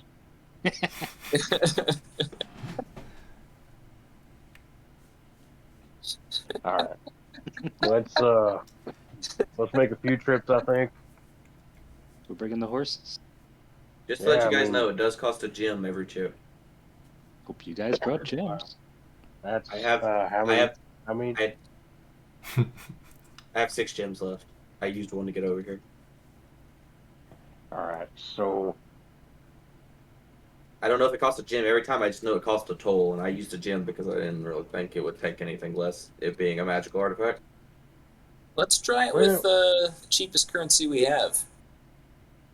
yeah, let's try copper. How far does a copper piece get us? So you put a copper. So I guess one thing that Zippo says is as soon as he touched the gem to the rune, it started going. Right. Yeah, yep. So I'll wait till, well, yeah. if Ulrich's going to use his copper, Roger will wait. Oh yeah. Let Yeah, Ulrich Ulrich use his will. copper. We'll get like the what would be the first group of to go. So like a horse and some people, you know. So who's specific? So are you taking 2 horses or 1 horse? Who's also going? 1 horse and well, we have 6 horses total, right? Yeah, can't we do 2 horses, 2 people? If people are on the horses? Yeah. You'll fall Fair off, probably. Yeah, you might want to be holding the horses, right? Okay. All right. I mean, I think just 1 person and a horse. Then we're gonna have to try it 6 times. We got 6 horses, and Oric will try it with a horse and a copper piece. Okay. The copper piece does not merge with the boat. Okay. I mean, obviously, I'll try every coin that I have, which includes silver and gold. When you get to gold, it takes one but doesn't lift off. That's scary.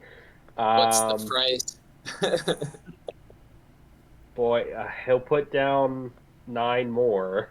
Okay. And it rises and lifts off at that point and begins going. Okay. So 10 gold. Ulrich will gladly flip this entire cost. Oh boy. Can 60 gold. That'll be 60. Yeah. Yeah. So Ulrich will flip this entire cost so that we can go back and forth, and so it'll be him and a horse and one other person at the last trip. Okay. He ties his horse the first time he gets across and ties it up by the tree so it doesn't go running off. And he pays the 60 gold. So Yarvik goes over with the first group and kind of holds your horse for you. Oh, even better. Yeah. All right. So while you guys are going back and forth, you don't see any more evidence, Zippo, of the water elemental friends that you have made.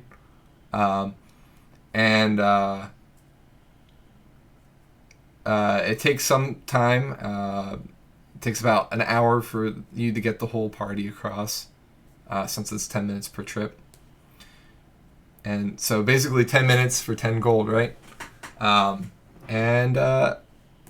You make your way across. There doesn't seem to be any more issues, and since you befriended the encounter, you don't encounter any enemies on your route. I think this is a good time to take a break. Yeah. All right. Good job. Good job figuring that out, guys. Yeah, very nice. I was ready to Use the go bridge. south, but And I was fully prepared for you guys to give up and go somewhere else. But I like that you guys were tenacious. Very, very good with the water elemental attempts there. We can talk more about that in a bit, but let's take our break first. Yeah, I'm glad Sipo remembered that we had those, because I didn't. yeah. Nor did I. All right, we'll see you guys in 10 See y'all minutes. in 10. We are back from our break. Welcome back, everyone. I have moved the dots appropriately based off of us crossing the river. You have put more distance between you and the cart, if ever so slightly, 3 miles further. And congratulations on being farther than most people in Seregen ever get from civilization. Za.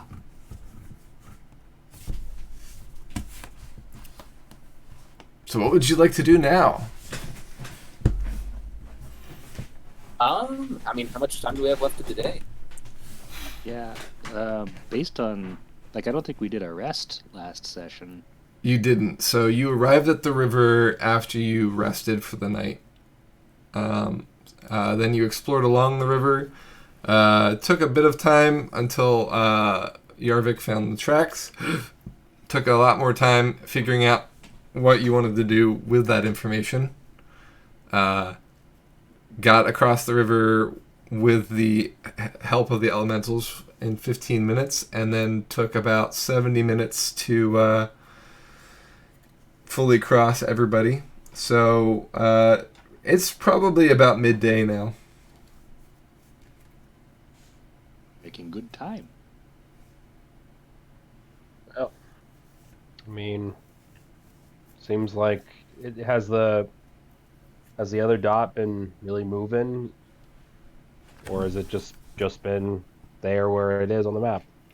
So at the beginning of the day, the dot was on the edge of the forest. Okay. So it does seem to have moved. Right. Well, I mean, sounds like we should just start going after it. Do you think that our quarry has set up some kind of trap for us, or is expecting us in any way? Honestly, it's hard to say what he wants or what he expects. All I know is we do have to murder him. The water elementals asked me to make sure he paid, so I definitely would. You're Yeah, keen there's to?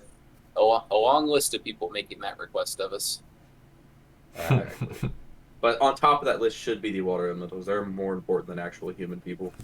But why do the water elementals want him dead? Oh, I told them Yeah, how I'm he just had. I told them of how he had Atlan enslaved to make all their water fountains show up because they asked me how I had a friendship thing with the water elementals. uh, where I don't know if that was actually him that did that or if that was if that was actually the king that did it. He allowed it to happen after he took over the king's thing, so he has to die either way. I I mean, all right, whatever gets you to the place you need to go, I guess. Yeah, don't question this one too hard, Ulrich. All right. We found Zippo's motivation. Yeah. But just that again, I am gonna just put out there when we find them, maybe we just talk before we kill. You know, it's good to know exactly how big this thing is, whether there's other forces at play. Can't really do that very much if he's dead. He's just gonna lie either way it goes. So why listen to lies when you could just kill him? Yeah, we're kind of giving up the element of surprise on that one. I mean, you act as if there's no way for us to discern truth of a lie or persuade or bargain or anything. This man killed his own brother, took over his place, no telling what he's done to anybody else. He set up bandit camps that raided innocent villages.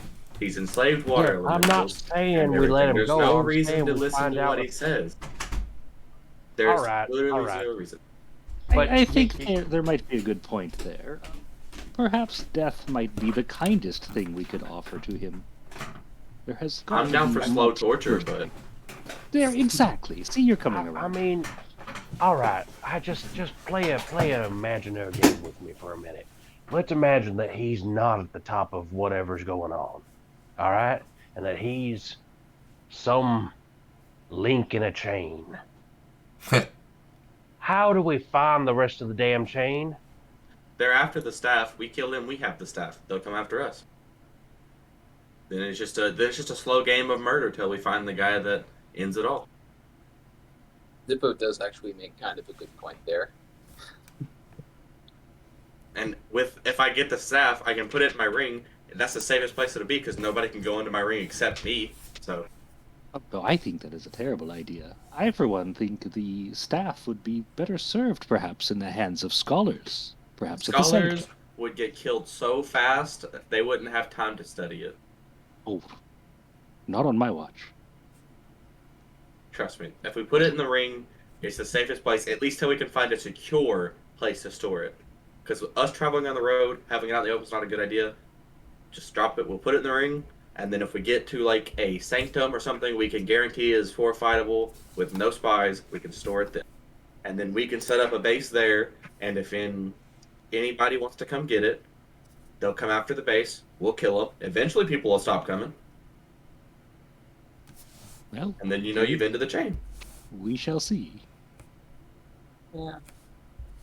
There may be some merit to talking to him first, but You're right.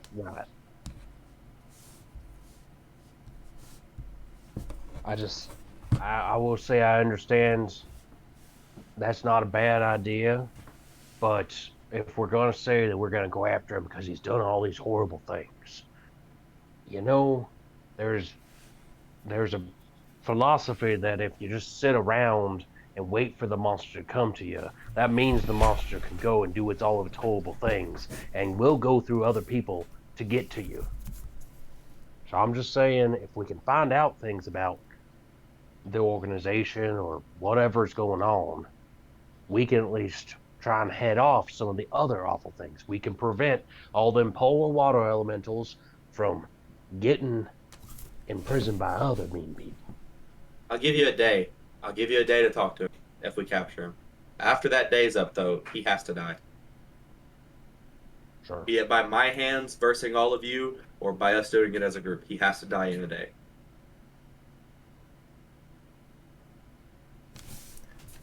Didn't the king ask for him to be brought back alive? The not the king, but the Well, yes, the regent. thank you. Marius specifically requested that I kill Gerard with his brother's sword, and Roger will pull out the sword. Whoa! Where did you get that fancy sword? That was a request that I remember. I think he'll be happy if we come back just with his head.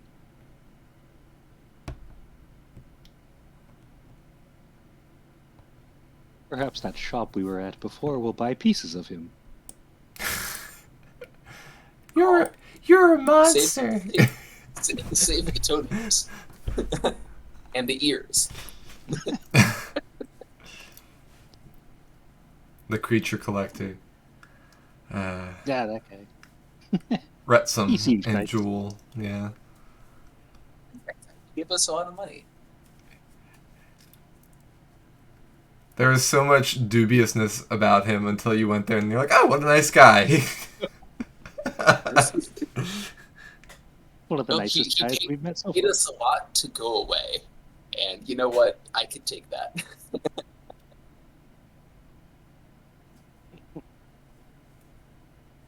So we're here on the shore.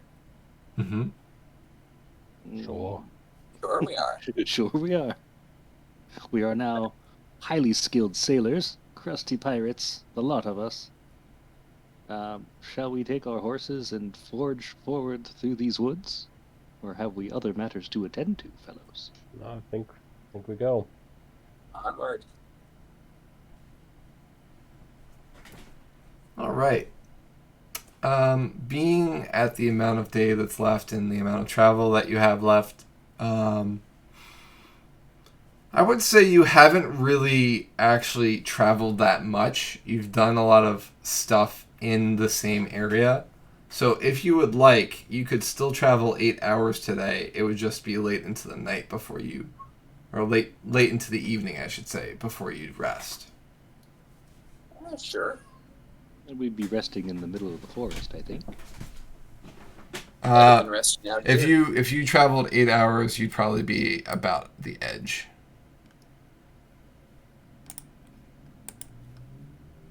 You'd be about here. Sounds good to me.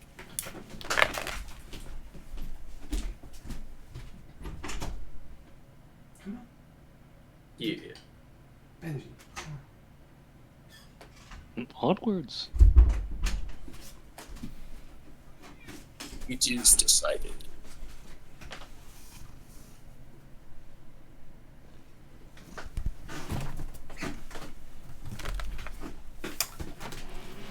I had to let in the cat rask.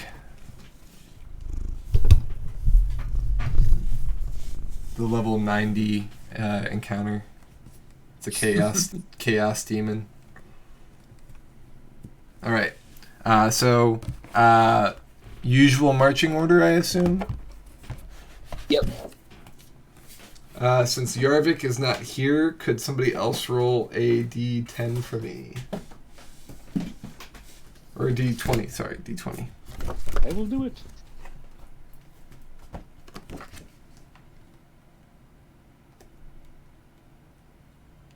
It is a 13. Okay. And could you roll a d8 as well?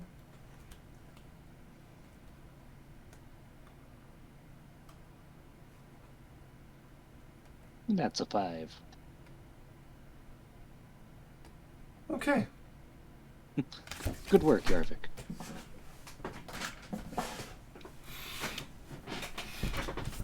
So you travel along the river valley, kind of going at a eastern direction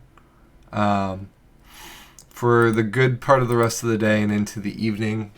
The trees on this side of the river, as you're getting closer to the forest, seem to be older and less touched. They are some of the older trees that you've seen, not as big as the trees that you had up north Ulrich in Dernai.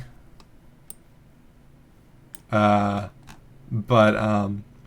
bigger than many trees that you've seen in this area of the kingdom.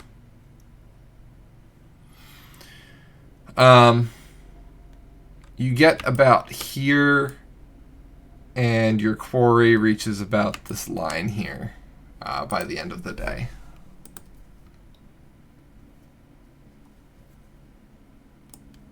Yeah.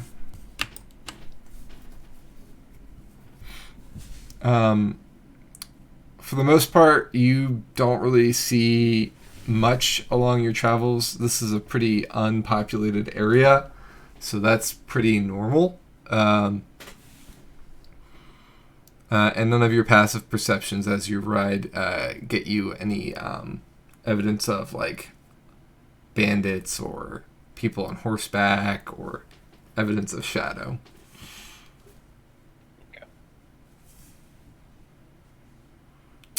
I take it you're all resting for the night, close to the edge of the forest. Yep. Yeah. Mm-hmm. Yeah. Okay. Are we doing similar watches? Yeah. It's not broke. That don't sounds fix good. it. Methinks, yes. All right. Ulrich and Roger are first watch. Okay. Perception. Yes, please.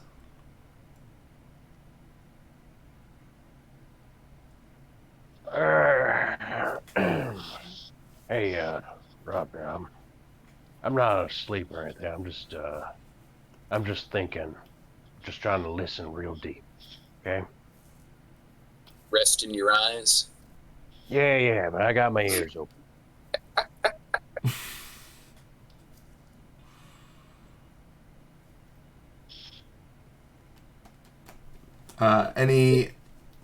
Anything you guys are talking about while you're on watch, or is Ulrich relatively quiet while he's listening intently?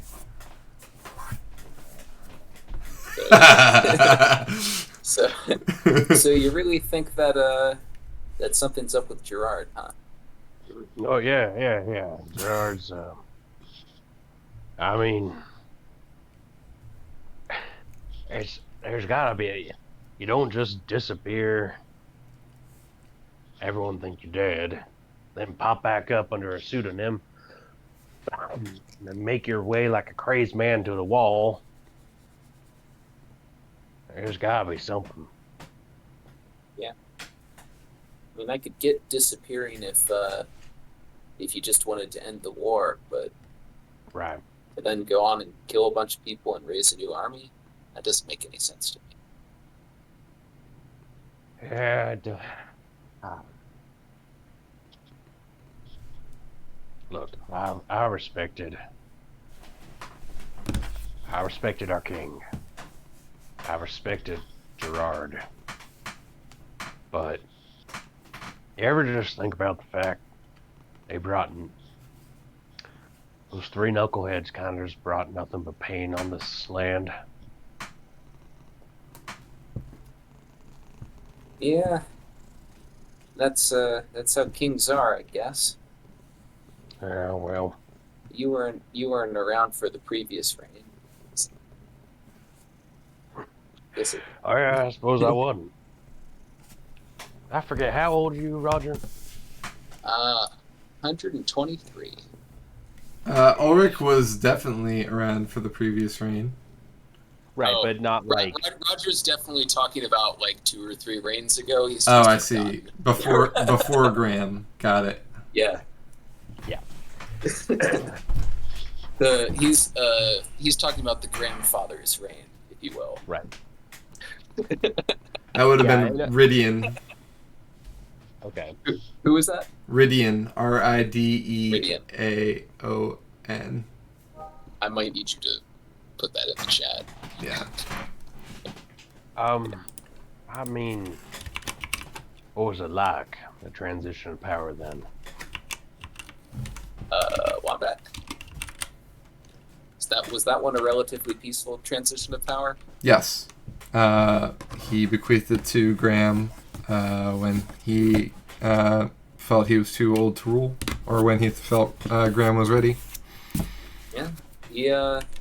He just gave up the crown one day and passed it on to his son, which is shocking. I thought the impression I'd gotten from my parents was that kings waited till they were cripplingly old and died, and somebody new who wasn't ready would take over, and then I guess that kind of happened a little bit later. Yeah, gave it enough time. So what's the like been, 123? I mean, I'm getting kind of up there in terms of humans. You know, I'm 37 now. I remember when my brother Finn was 37. He's turning 50 this year, you know. Is that all? Yeah, it's just a kid. Yeah. Yeah. You know, when we were in Jewel, I bought this little trinket for him. The first time I really had the chance to go buy something nice with all the money we got soldiering and adventuring and whatnot. Yeah. Well, sure hope we make it to him alive. Well, I mean, that would be preferable. What do you, once this is done, like, who knows? Maybe Gerard's it. Maybe he's the big problem, and that's it. And maybe then everyone just accepts whoever is gonna find their way into power next, and there's no bloodshed. In this very hypothetical, impossible world, what do you think you'll get up to?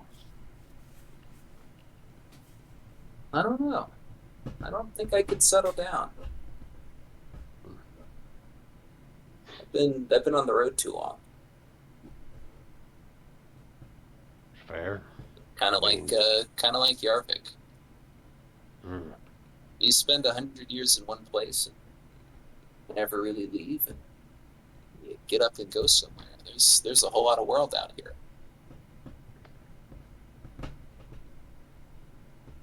Yeah.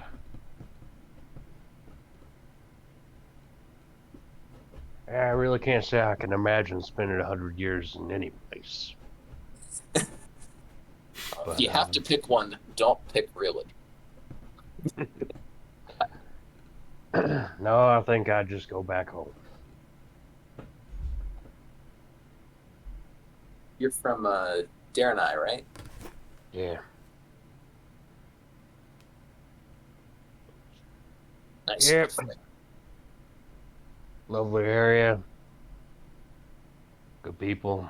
Good lumber. A little better than these, gotta be honest. A little bigger. But who's measuring?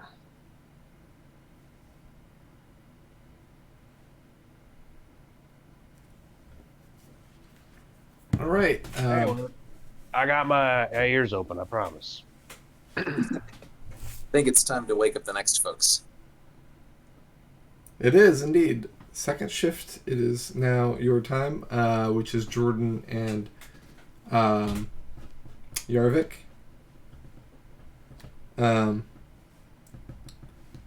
Jordan, not that any of you hears it, but Jordan kind of mentions to Yarvik that he kind of misses having his watch with Zippo, so maybe they can change it up next time. No offense to Yarvik, he just hasn't hung out with, doesn't seem to have hung out with Zippo in a bit, so.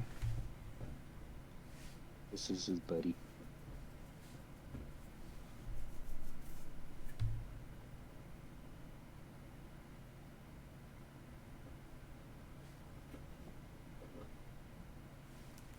And with that, watch number 2 seems to pass without any events. Jordan and Yarvik wake up the other two, and I'm assuming Amethyst kind of wakes up on his own from his trance. So it's now Belzian and Zippo.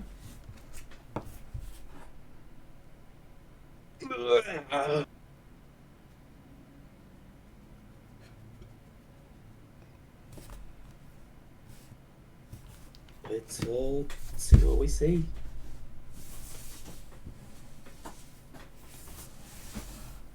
All right, perception checks if you're keeping watch. Yeah, I am. I can't Right, of course.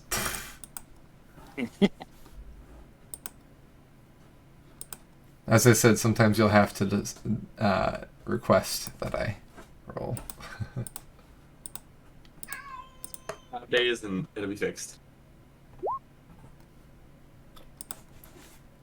Zippo's playing I Spy again. Yep. Is it Brunhild? Yes. Oh, it's Brunhild. There's nothing ever else to look at. He's I coming mean, have you not forward. seen Brunhild? She's beautiful. Why would you not look at her? Oh, never mind. He's going downstairs. Yeah. Well, for many reasons, Zippo. I don't know what else is in this forest. What if there's some more of those land sharks? What if there's more Would alert bastards? us. Sorry, what was that? Hold on, now what? What if there's more dogs? If we What if ever there's- find more dogs, we must take them with us. Brunhild needs family. Brunhild's Wow. great grandfather, Brun Diesel, decided that family was important. So, that's what she needs. Brune Diesel sounds wise. Did you get all this information about the dog's family tree from the place you got her from? No, she told me herself. Her barks to normal people are just barks, but to me, her loved one, I can understand. I didn't know you spoke dog. Only Brunhild, though. I don't speak to other dogs. Oh. You certainly know a lot about languages and all sorts of mysterious forces. It's very interesting. Yes, indeed. I very much loved my time with the water elementals. Nice of them to give us a lift across the river there. Yep. We were the very first. nice. We were the first, the OG crew to pilot that craft back across. That is true. Yes. We were also the first of our group. Well,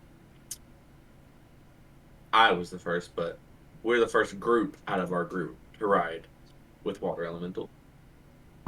Yes. I just wish Disney. Batlin was here. If Batlin was here, that would have been so much faster. I'll be right back. You guys continue doing your thing. I'll be right back. Rule Benter. Would Atlet been able to actually transport us across? Like, does a water elemental, can they physically pick up our forms, or would we I just... got to sit on his shoulder whenever he left town. Oh, I missed that part. Yeah. It was. I was sitting in the water that made him up, but like it was still enough for me to not be on the ground. So I'm assuming he could have like made like a water bridge or something to carry us across. That's interesting. I would have totally underestimated a water elemental. I thought they were a little bit washed up.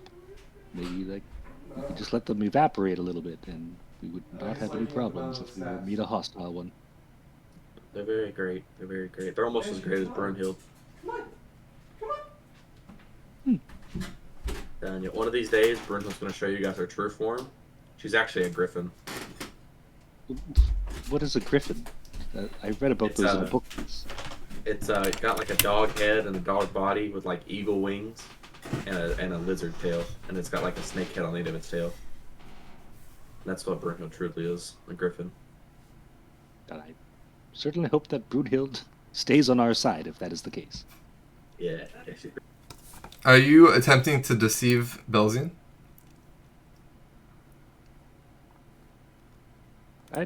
I kind of think Zippo actually believes this. I don't know.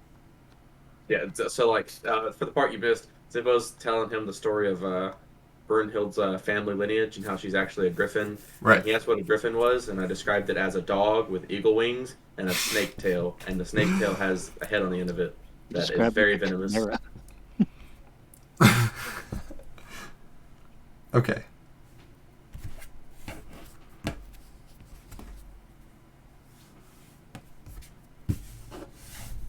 Look, guaranteed by the end of this campaign, Brunhild's going to be a mythical creature, right? That's the goal. Some way, shape, or form. Be it really a mythical creature or in legend. Just like Vord. Just like Ford. Only for two different reasons. Brunhild's going to be praised and Ford's going to be hated.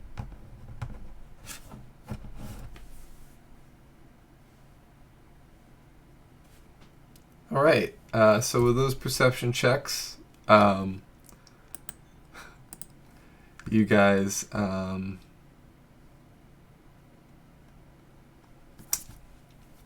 don't see really anything of interest. It's a pretty quiet night, which you've kind of grown accustomed to.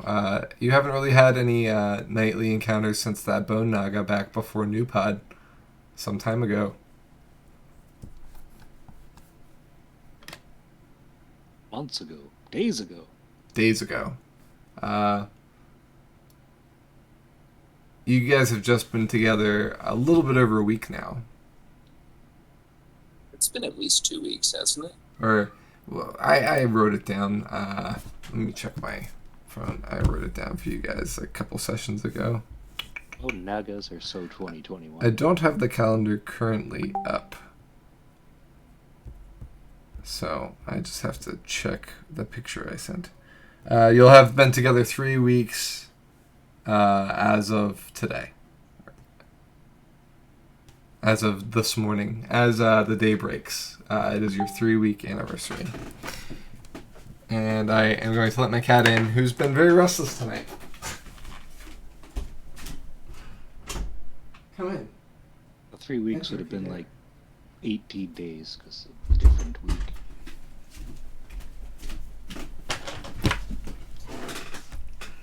All right, I'm back.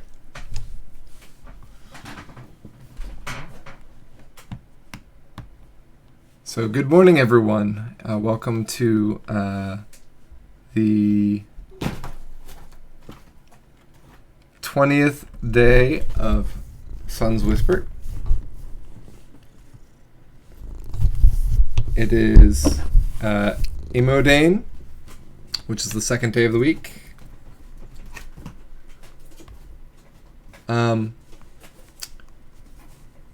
Amethyst and Bainwall, as the morning light comes, you notice that there's a brighter star in the sky that's bluish in color as the morning comes. Once the day fully immerses into the land, that star disappears, but it seems the morning star has made an appearance this morning. Interesting. Hey, Did you see that star in the morning? Possibly the morning star? yeah. Everybody's best friend, the Morning Star.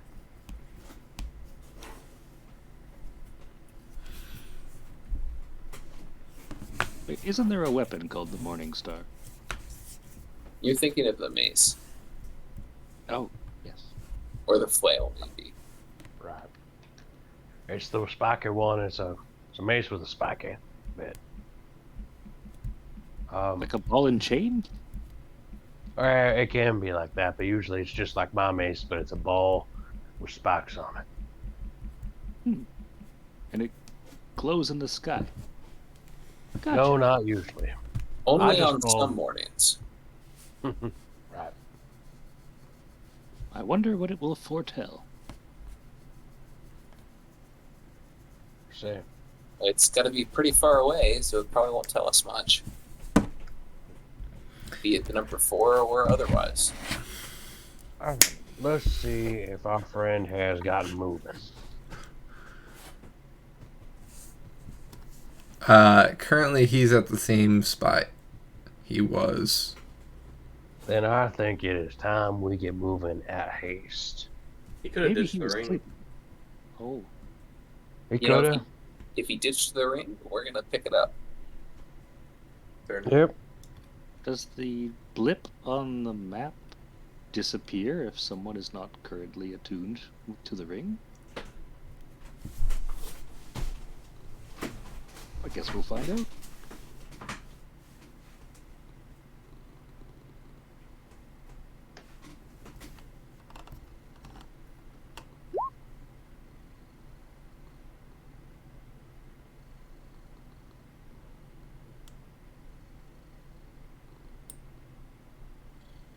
All right.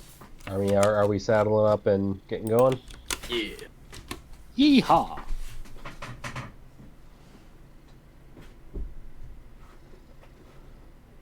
Okay. So Okay. it can't be deactivated. But We can't tell if someone's wearing it or not. right.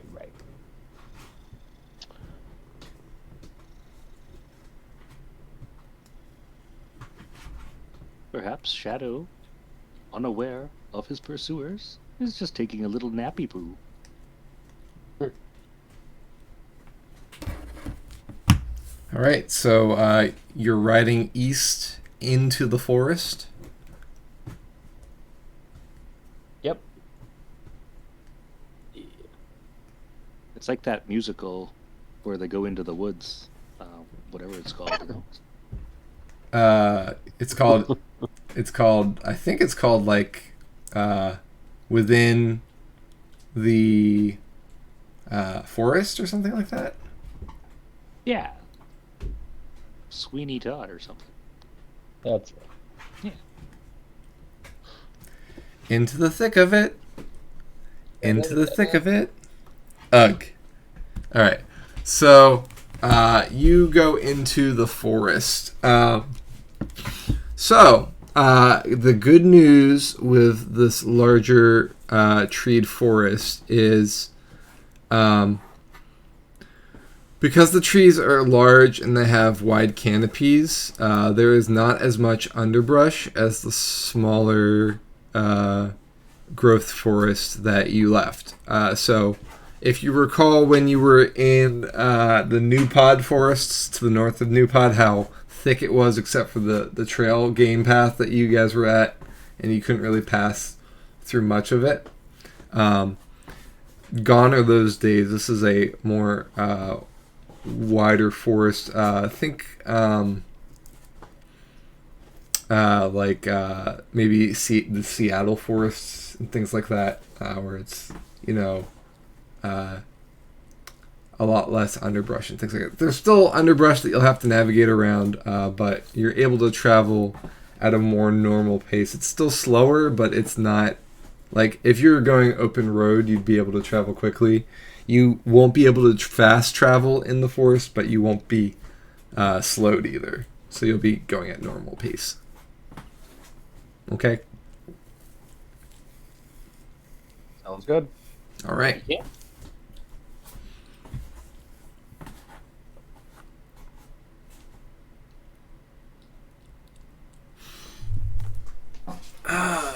Belzian, give me a 1d8 roll, please.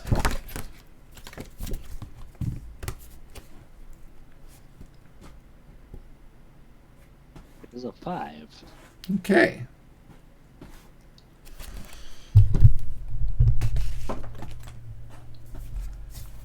You ride for about 3 hours when you come upon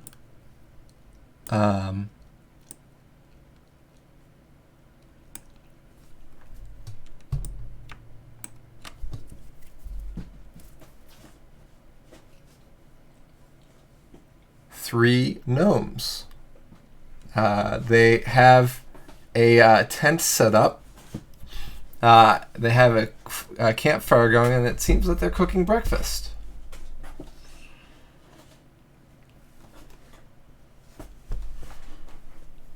Breakfast.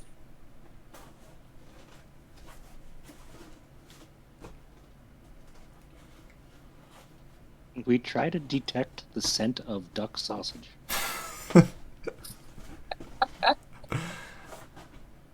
Yarvik. Is what Yarvik would have said if he was here. Yeah. Let's see if Yarvik picks up the scent of duck sausage.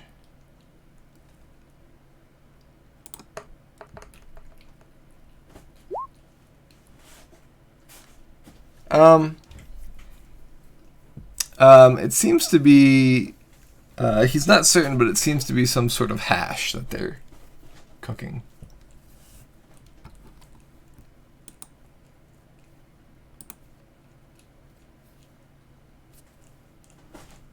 What would you like to do?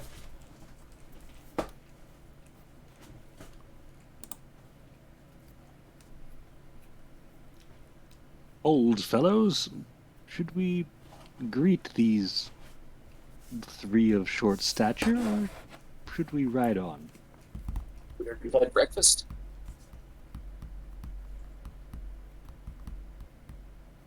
Should we ride through their camp, or tastefully avoid them? I mean, they may have information. I say we say hi. Perhaps they've seen a particular red-headed king killer go through here. Right. If they have seen him, maybe they'll let us know. If they haven't seen him, maybe we can warn them.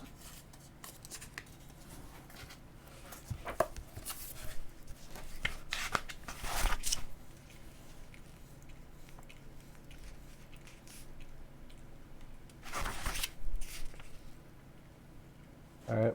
So we approach. Okay. They kind of are startled to see a group such as you traveling toward them. Who greets them? Or do you just kind of walk up? I think we just kind of wave. Hello. Okay. Greetings. Salutations. Oh, there. Ahoy Savoy. One instinctively grabs for what seems to be a staff, and the other two kind of jump up, startled. The one that's cooking almost spills his cooking pot. Oh, hey. Okay. Belzian says you said they're gnomes, right? Yes. I got gnomish from my background. Oh, yeah. So I'll say in gnomish, oh, no need to get up on our account. We come in peace.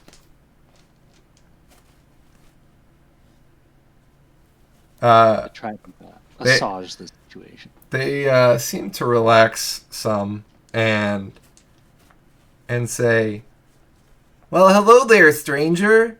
What brings you to these woods?" Well, thank you for the welcome. Do you speak common? Yes, I do, and he says so in common. These fellows look okay. What exactly are these woods? I'm not familiar with the area.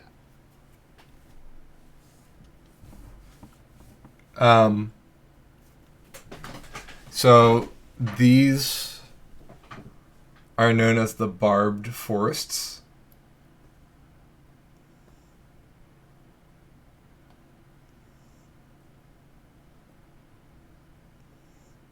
Well, the barbed forest. Probably named after a lady named Barb, I would surmise. We came here by crossing the river. You could say that the river brings us here, even. I see. Well,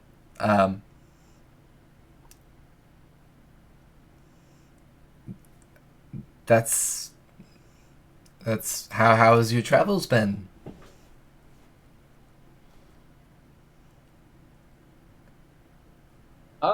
Hurried, though such is the nature of the river, usually.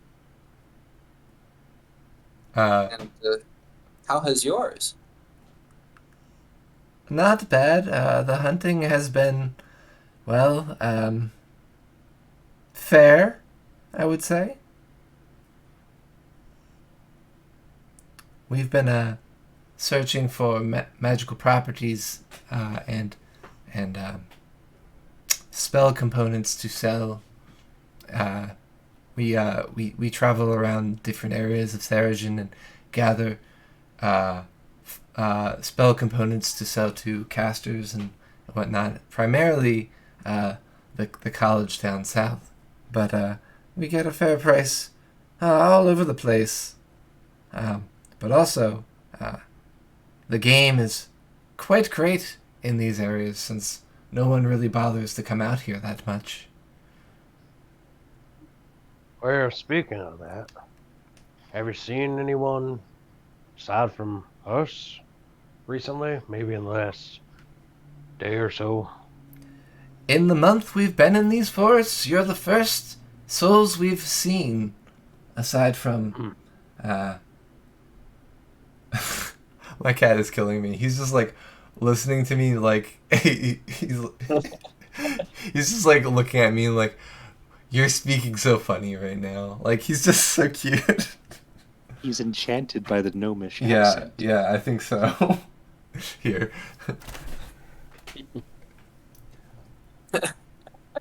He's just sitting there watching. Yeah. No, we haven't. I'll whisper to Ulrich. There's a good possibility Gerard would have just skirted by and not even shown them he was here. Yeah, but, you know, you never know what people notice, so. Worth an ask. Yeah. We suppose we should be getting on then. Do you need any supplies for your quarry? Well, you ain't got any healing potions, do you? No. We have arrows and things of that nature. If you need any. But no, I can't say we have any healing potions that we can spare.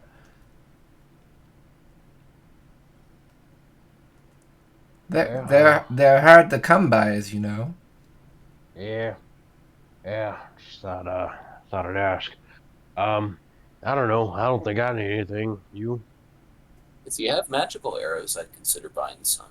Oh no, I've these are just plain arrows, unfortunately. I think Yarvik and I have our fill of the regular kind at least. Well,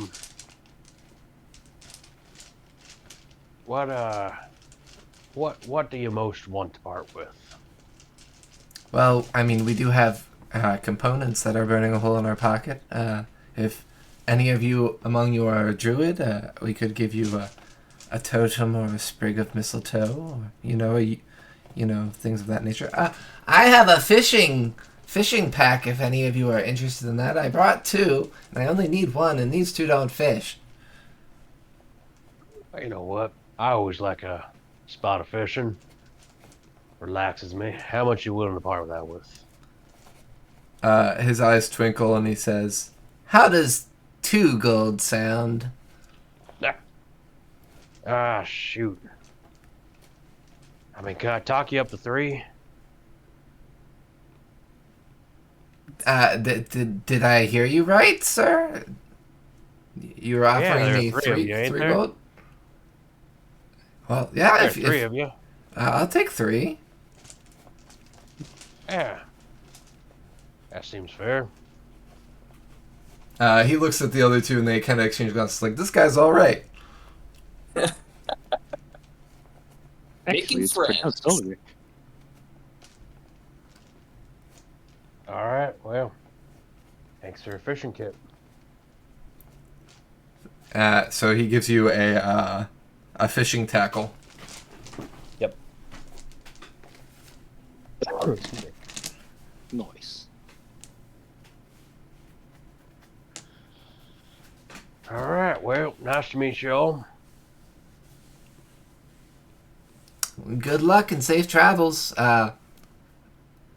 They call these forests the forests of Barb, and we've heard that the further you get into the center of the forest, the more dangerous it can be, which is why we are, well, on the outskirts, if you will. Be safe and tread lightly, strangers.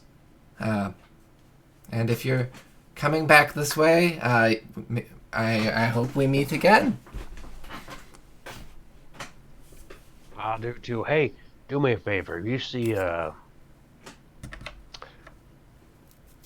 mind. You see, any red-headed fellows aside from myself? Maybe stay clear of them, okay? Is he the one you're looking for? Yep. He's dangerous. Okay, well, we will. We haven't seen anyone like that, but if we do, we'll be careful, I guess. All right. Good day to you. Peace. Blessings of the 12 upon you.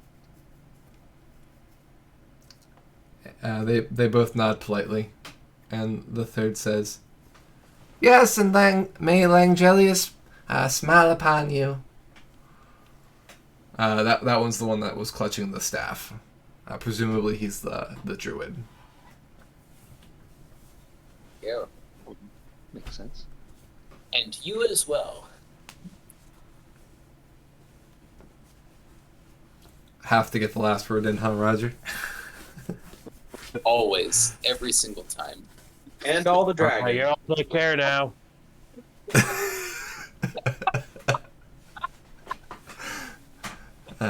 And you put their camp behind you and continue on.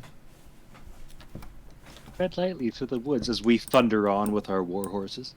It's crushing all their components and stuff that they haven't gathered. They didn't hear us coming. I don't think they're going to see Gerard. Yeah. If they didn't see 6 war horses and a bunch of people in armor, they'd see one guy who was super sneaky. Yeah, they didn't seem too concerned with the area that they were in, for better or worse. Yeah. Well, they've been here a month and they haven't died yet, so power to them. All right, so you travel for the rest of the day, and aside from lots of trees and the sounds of nature, the ever so brief evidence of a single man on horseback riding through, kicking up, a path to follow, a trail to follow. You don't pick it up constantly, but you see evidence of shadow every once in a while. It seems like he's not taken any precaution to hide his movements, but at this point he might not even consider himself being followed. So at least you can take that what it will, but there's 2 options for you. One, he is either hurrying enough that he's not taking the time, or he doesn't think he's being followed, doesn't seem the need to. But either way, you guys are matching his pace at this point, and make it about this far before your 8 hours of travel is up.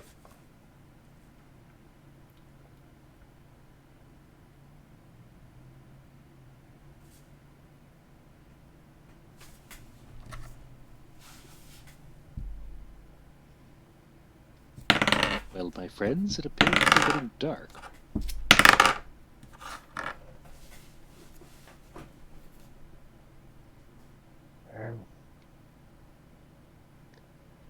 I mean, should we just push? Getting so close now. No? I don't want to get to him and be tired. Unable to fight. Yeah, that's fair. On the brass side, it's not like he has any further to go after a certain point, right? Yeah. I don't know what this scepter's going to do to the wall, but if it takes more than about 12 hours, we can be on top of them. Yeah. If it takes less than 12 hours, then pushing ahead's not going to help us anyway. Hey, you know what? That actually brings a point. Zippo, I got a hypothetical for you. Okay. I'm just curious, all right? What if we chase down Shadow, get all the way over the wall, find out that his big old plan is to open the wall on behalf of the dragons? What if it happens that he's been working for the dragons the whole time? So that's impossible because I serve a dragon, and the dragon would have told me if that was the case when I talked to them about the staff Well, and that's the fair. Gerard. That's fair, but what if, I mean, you know dragons better than I do. What if he knows dragons that don't know your dragon? That's impossible. My dragon's the king of all dragons. That's the reason I serve him. Right, but Or her, sorry. oh, Dragon okay, dragon genders are very hard to tell. I see. I thought it was just her name, not her title. No, no. She's the ruler of all dragons. That is her specific title. All right. Well, And if one of them is performing a coup in another dragon's name, I have to kill him even more now. Now that you brought that's that up, I fair. have to kill him even more now. Maybe That's fair. he assassinated King Gareth because he was challenging the throne of the dragons as well. He can't do that. He's not powerful enough. Nobody's more powerful than a dragon. It's impossible. That's lunacy. Yeah. This man's out of his mind. Well, I mean, no, we just don't know things, and you know, I didn't realize the ruler of all dragons knew every single dragon. That clears it up for me. Yeah, see, when a dragon is born, they have to go before the ruler of the dragon so she can memorize their physique and name and perform a contract that lets her know exactly what they're doing at any given point in time. If they do something that's untoward or in the slightest way something she wouldn't want, she automatically is alerted, and then she can go just immediately kill them. Well, all right then. Yeah, Dragon World is very strict. Yeah, sure sounds it.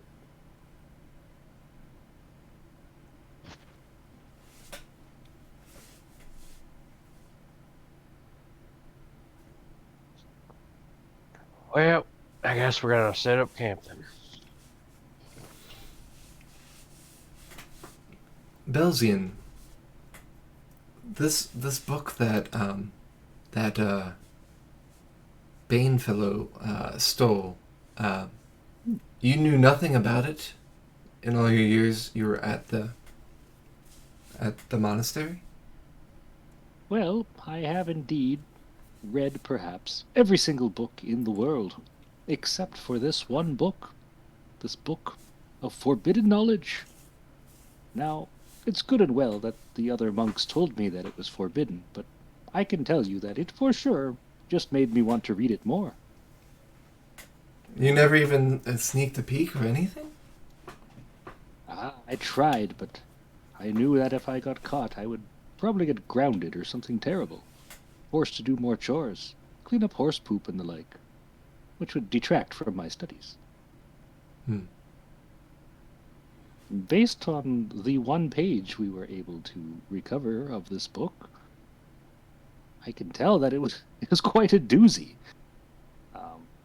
This king's scepter, its connection with the wall. I know not what it means, but I could understand why the monastery would want to keep this mum.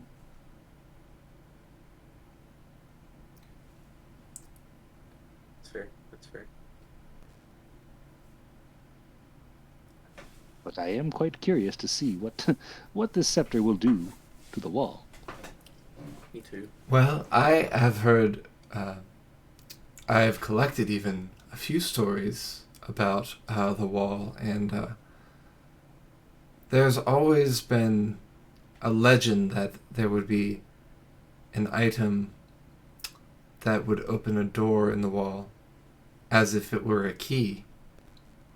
And, well, it seems like, based off of the description from that page, that this scepter might have been it. It might have been in the king's hands all this time.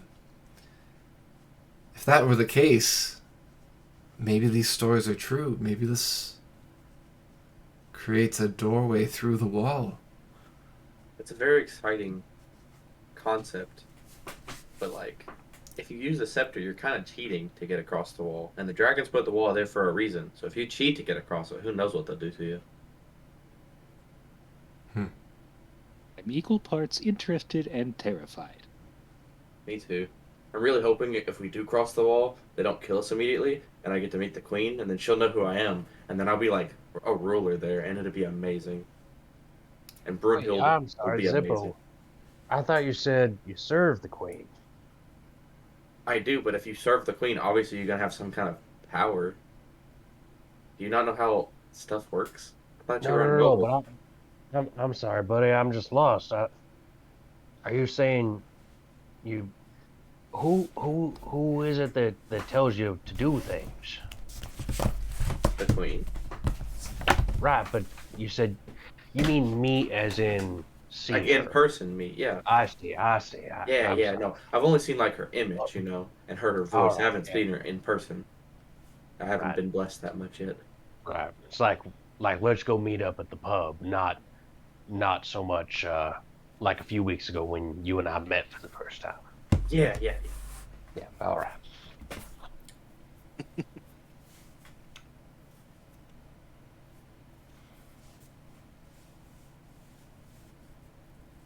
I mean, I've always heard that there was land ripe for the taking, that you could be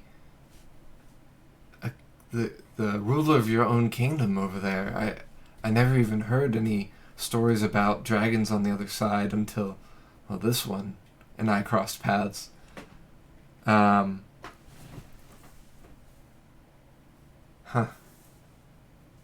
We It'd currently be have, interesting to see if which stories are true. I find it difficult to believe that there are any other life forms on the other side of the wall. And why would you want to have a kingdom with no subjects? Yeah, that's another good point. I've always kind of doubted the stories myself. The wall has always meant death to any who cross it, so It does seem to have a pretty high casualty rate.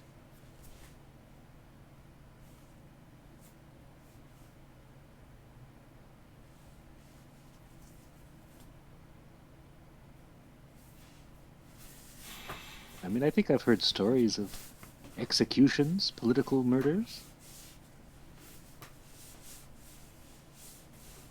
yes, they did used to do that, for better or worse. That was in the Age of Ridian, by the way. Amadis. Ridian was the last king to do that.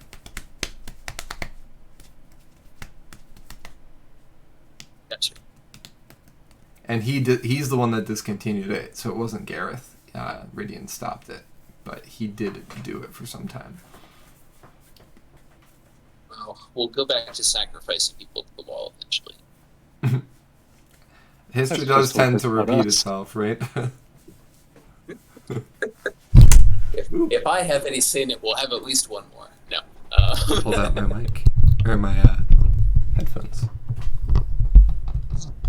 Well, I sincerely hope it's not hungry for any one of us.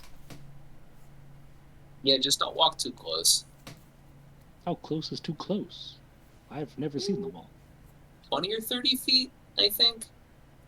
Maybe best to stay at least that far away. 30.1 feet. Yes.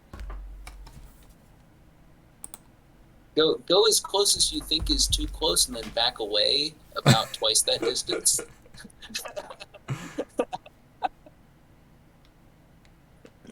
Perhaps we could pepper it with missile weapons to see what happens. That's probably not a good idea. I believe we get the staff. I don't really want to try it on the wall, I'll be honest with you guys, because I'm afraid of the dragon's wrath for cheating. But I can take it into my ring and ask the queen about it. If it's an item she made for us to go through the wall, then she'll allow us to use it. I can bring it back out and use it. If it's not, then I'll just leave it in there till she allows me to do something else with it.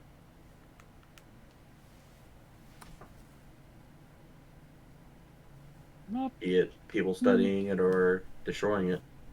not completely sure I'm comfortable with you bringing the scepter into your ring there, Zippo. Your relationship with your queen is not the same relationship that the rest of us have with your queen. No Well, you offense. should trust my queen. I trust my queen. That's all you should need. That's not fair because you don't trust who we trust always. Well, it's different because you guys trust humans, and humans aren't trustworthy most of the time. Dragons never lie. Do you guys not know this? Do they not teach you this in your school? Do people not pass down your legends like this? I mean, It's the very first thing kobolds learn. Dragons never lie. right, but they also teach us that our parents never lie. Doesn't mean it's true. Imagine having parents. Sorry, bud. That's out of character laughing, just for the record. You know, I'm not trying to say that that's not. I don't know enough about dragons, but I am asking that you see it from my point of view. Since we don't know, right? We can't just take it on faith necessarily, but we do know each other, and we know we can work together. Zippo, do you remember the discussion we had of intent versus impact back on the road down south? Mostly.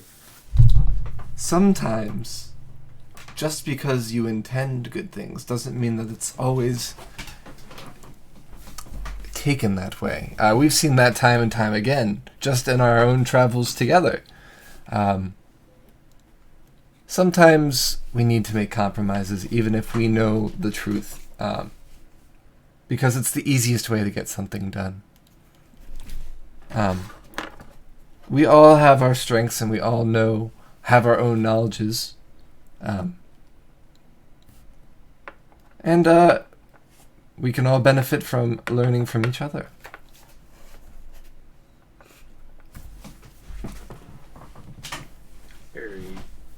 Okay, I guess. But I will say, if we're in a bind and we need somewhere to stash it real quick, oh, you better believe your ring is a safe place. So, yeah.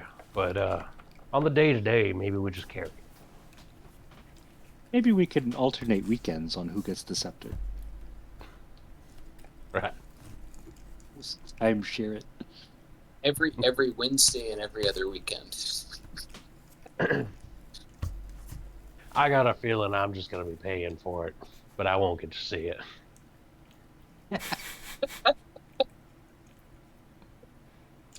You can get the pictures of it that we send you on the holidays.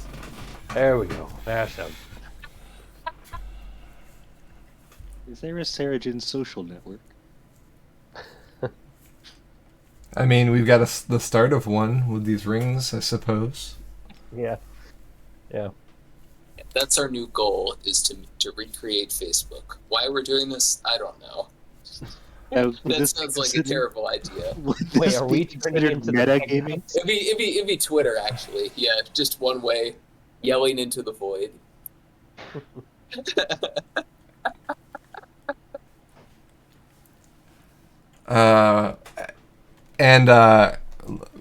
We'll let a druid create it so that it will be called Critter. Critter.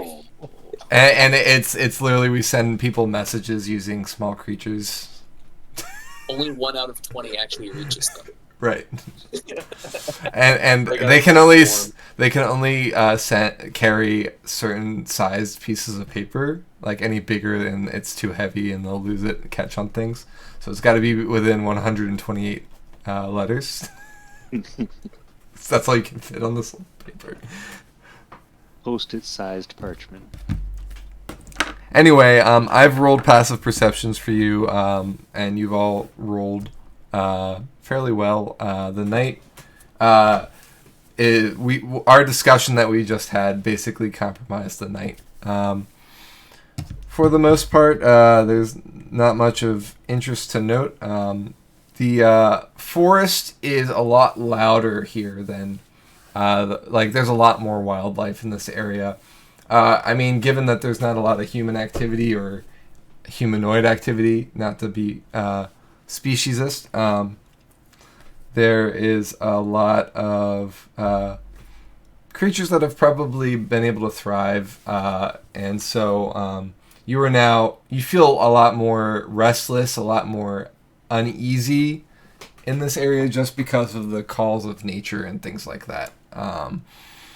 Nothing seems to bother you. It seems like for now your presence is there. The creatures around you are avoiding the group, but you're not sure how long that will last.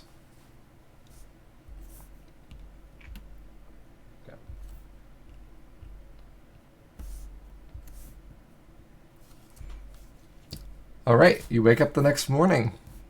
Good morning. Morning.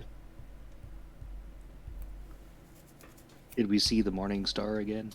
No morning star this morning.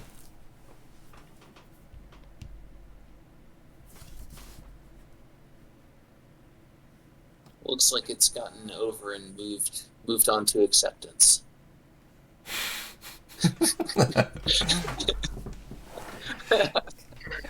Inspiration. I'll give you an inspiration for that one. So I assume you guys are heading out. Yeah. Same order of business, moving east at a normal pace.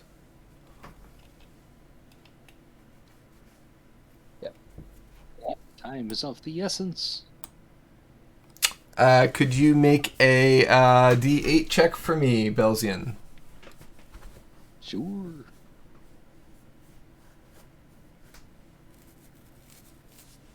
Nope, maybe not.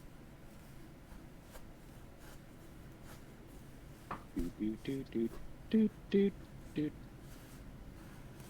2.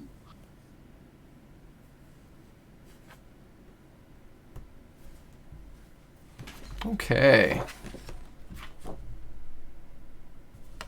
Roll a D20 for me.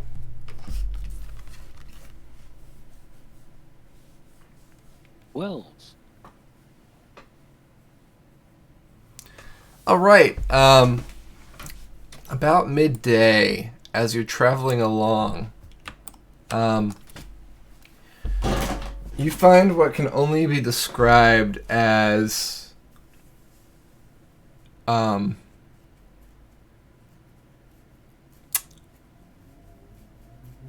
large basin of crystals. And by a large basin, I mean like... Okay, the best way to describe it is, you know the geodes that they just came out with in Minecraft recently? How big they are? Yeah. Okay, so like, I know Belzian, you're shaking your head. You know how geodes are usually these small things, right? Yeah. Geodes are crystals with rocks with crystals inside that are hollow. This area appears to be like a geode, except in maybe like an 80 or so meter width basin. Christ, that's huge. Yes. So there are no trees in it. It is all rocky or geode. Some are broken off in sections. There's no patterns or like... It doesn't seem to be man-made. It seems to be a natural formation.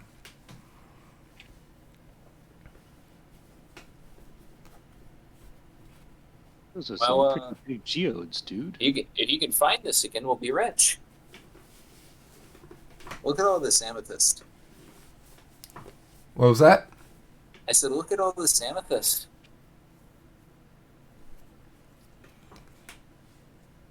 It's so shiny. Yeah, you haven't ever seen anything quite like this.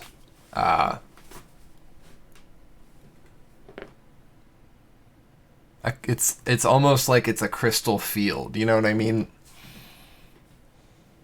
Very fantastical. Are there any broken pieces that I could just take?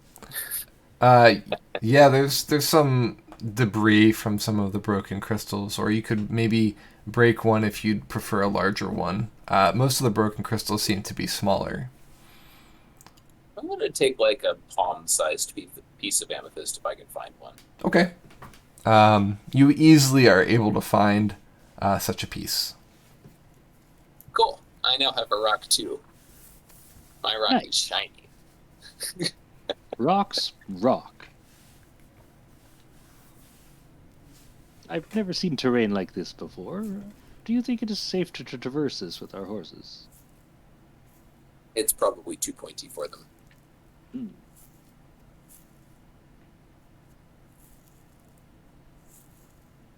So, to help set the scene, out of character, is this just a big canyon of geodes, or like it is just a big geode that broke in half? It seems like maybe this formed naturally and was thrust up from the earth at some point.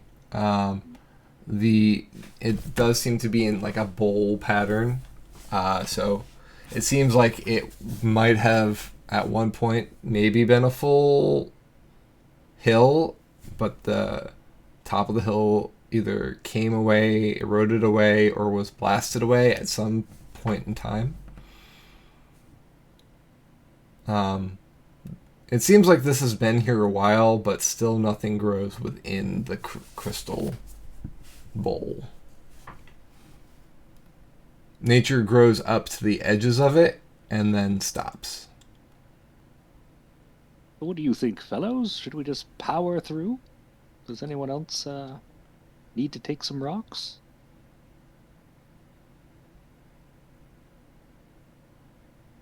Onward. Yeah, say we go on. So are you riding through the amethyst field or around it? How long would it take to go around it, look like? I mean, it's only It's only like a football field. it's only like a football field. You can get around it. Right. Okay. Yeah, I mean, I see no reason to go through it. Okay. The horses will probably struggle, and it's pointy and sharp. Yeah. Yep. We can try and like, can we pull out the globe and like put a little dot at our current location, so we can come back to it. I've got chalk or like a Sharpie or something. Yeah, you could chalk it.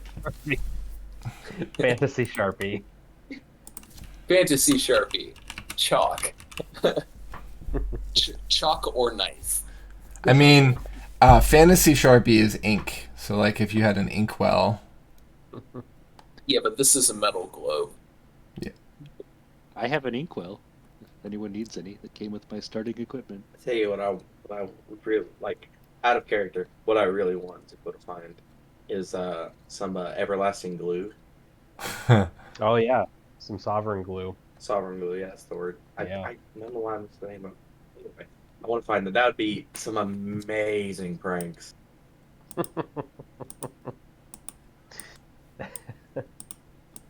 I will buy you sovereign glue if we find it. Perfect uses already. We're gonna get into a fight and Roger's gonna be able to get his arrows out. Time to shoot stuff. Or, better yet, we sharpen rocks, right? We sovereign glue them to arrows, make the arrows sharper, double piercing damage. Rocks fall, everybody dies. Exactly.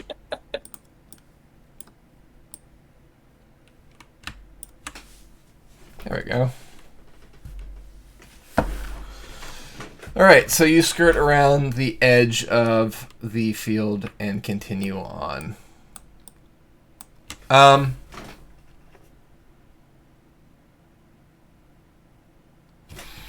every once in a while, you spot creatures like chipmunks and squirrels and a deer, things like that, that seem to have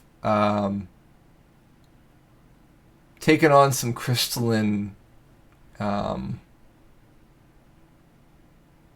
features. Like the deer that you noticed had hooves that were amethyst instead of normal hooves. A squirrel had kind of some crystals thrusting out almost like a unicorn horn and kind of going along a ridge until it ended.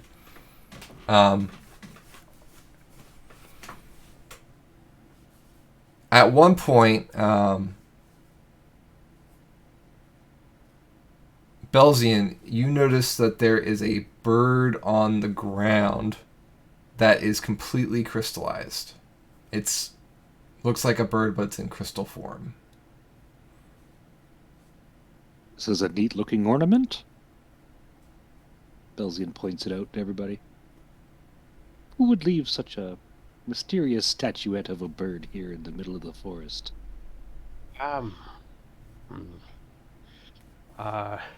It's that's worrisome, right? I mean, is it like touching any other crystal, or is it completely the only thing crystal nearby? It's the only thing crystal nearby. So that bird probably flew into where the crystals are and flew out and got affected by something in there and turned into a crystal. Right. Roger, didn't you take one of these crystals? Yep, Yeah. sure did. Have you turned into a crystal creature yet? Nope, not yet. Perhaps it would be advisable to leave that behind. Um, Well, what if we? what if I only turned into a little bit of a crystal creature and I can always put it back later? I can see the gold pieces in your eyes. Just imagine how much I'd be able to sell my arms for.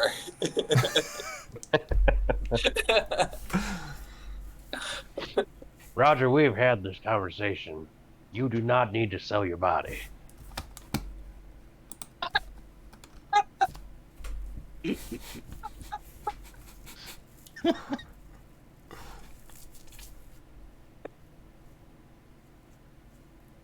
Man, I'm not gonna stand in the way of your happiness. You do you, but I think you have other skills. You don't have to turn on your red torch. That's right. No. We'll change my name to Roxanne. It's all right. You did take the rock, so it's fitting. I'll be. Yeah. No, I God can't damn find it. fault in that logic. We did note some crystally type unusual creatures. Right. Now Look at it we- this way. If Roger gets like part of his hand or something crystallized, and he could like, if he gets like the back of his hand crystallized or something, he could like do amazing melee combat. Because like I Yeah. imagine it probably hurts really bad to get smacked in the face with a handful of crystal, or a hand made of crystal.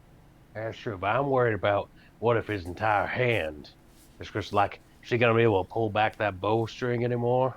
That's when he switches hands, and we get the bow specially made into the crystal hand that he has, and that way he can use the other hand to pull the string. There But we we go. have to sell the crystal to afford the bow modifications. Oh man, No, see, that's when we a little take. gift of the magi. That's when, what we do is we take the crystal that turns you, if it hasn't already disappeared by then, and we find somebody and we offer them like 2 gold to hold on to it for a month, right? And then their arm turns to crystal, and we come back and we give them the 2 gold, and we take the crystal of arm, and then we take it and sell it. This is getting complicated. No, it's simple. We just ruin someone's life. Or better yet, we get Sell the their crystal body arm. for money. The crystal arm turned into a sword for Ulrich. Now Ju- that is an idea. Jordan pulls up short and says, "Has this crystal affected you all mentally? Are you all greedy now because of the crystal? This just doesn't No, I seem..." was greedy before. I just think it'd be cool to see somebody have a crystal arm. We're not affected by the crystal mentally. We're just a bunch of rockheads. Fair enough. Please be careful, fellows. The path towards murder hoboing is a rocky road. That's it. Yeah. I'd say it's a pretty crystal clear view for us. Ooh. Now we've joked around so much, I don't feel so nervous about that bird anymore. So that's good at least. Just don't eat it. Just don't eat it. Yeah. I will make sure not to eat the rock. Yeah. Maybe we could get Make sure, someone but to do eat it. make sure you're getting enough minerals in your diet. But that's true. That's true. You know, I will say I've heard about some folks who eat rock, but anytime I've been around it, it's been real hard for me to smell when rock's cooking.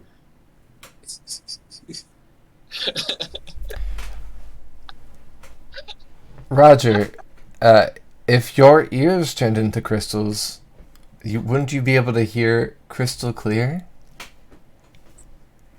Come on, Jordan. We already made a crystal clear joke. Oh, did you? I missed it. All right, let's continue on. I liked it. I still liked it, Jordan. Should we take this crystal bird with us, or just take its warning under consideration? I think us circumnavigating the crystal field is probably enough. Yeah, it seemed like we made a good call there. Well, no crystal arms for us today.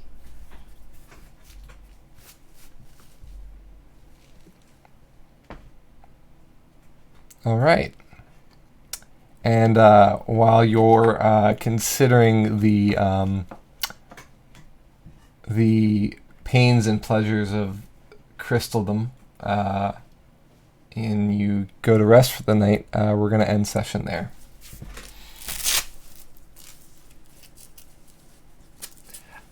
Quite an eventful session, I must say. We crossed a river, which took half the session, but then we spent 2 days traveling and had quite a few interesting things happen. And I realize I'm still talking as Jordan, so I will stop that. Yeah, great session today, guys. Anything you guys have before we go today? Nope, No, I I- thought that was a good session. Yeah. It was great. All right, so our next session, our 23rd session, will be on February 22nd around... I was talking like Jordan again, wow. February 22nd around 7 p.m. To 11. So we will see you then. Everybody's good with that, correct? Yeah. Yep. Took that whole week off because my birthday's the 23rd. Right, that's right. Hey. My company's in a mess right now, so I was like, I'm taking that whole week off. I don't care if I have any more vacation the rest of the year. I'm just taking that week. That's my birthday week. I'm gonna be sleeping in like a freaking child. I'm not getting up to at least 12 o'clock every day. Yeah. Nice. With the way things are progressing, I anticipate next session will be very interesting indeed. So I hope that everyone will be able to make it, but I understand if, people have a conflict or something. But hopefully we'll have a full group next time. I know it's been a couple sessions since we've had one, so I look forward to it. Thanks everybody for being here. I appreciate everybody out there who's watching in Twitch, and we'll see you in 2 weeks. Can't wait. See you later. Thanks much. Good night, all. Night. GG.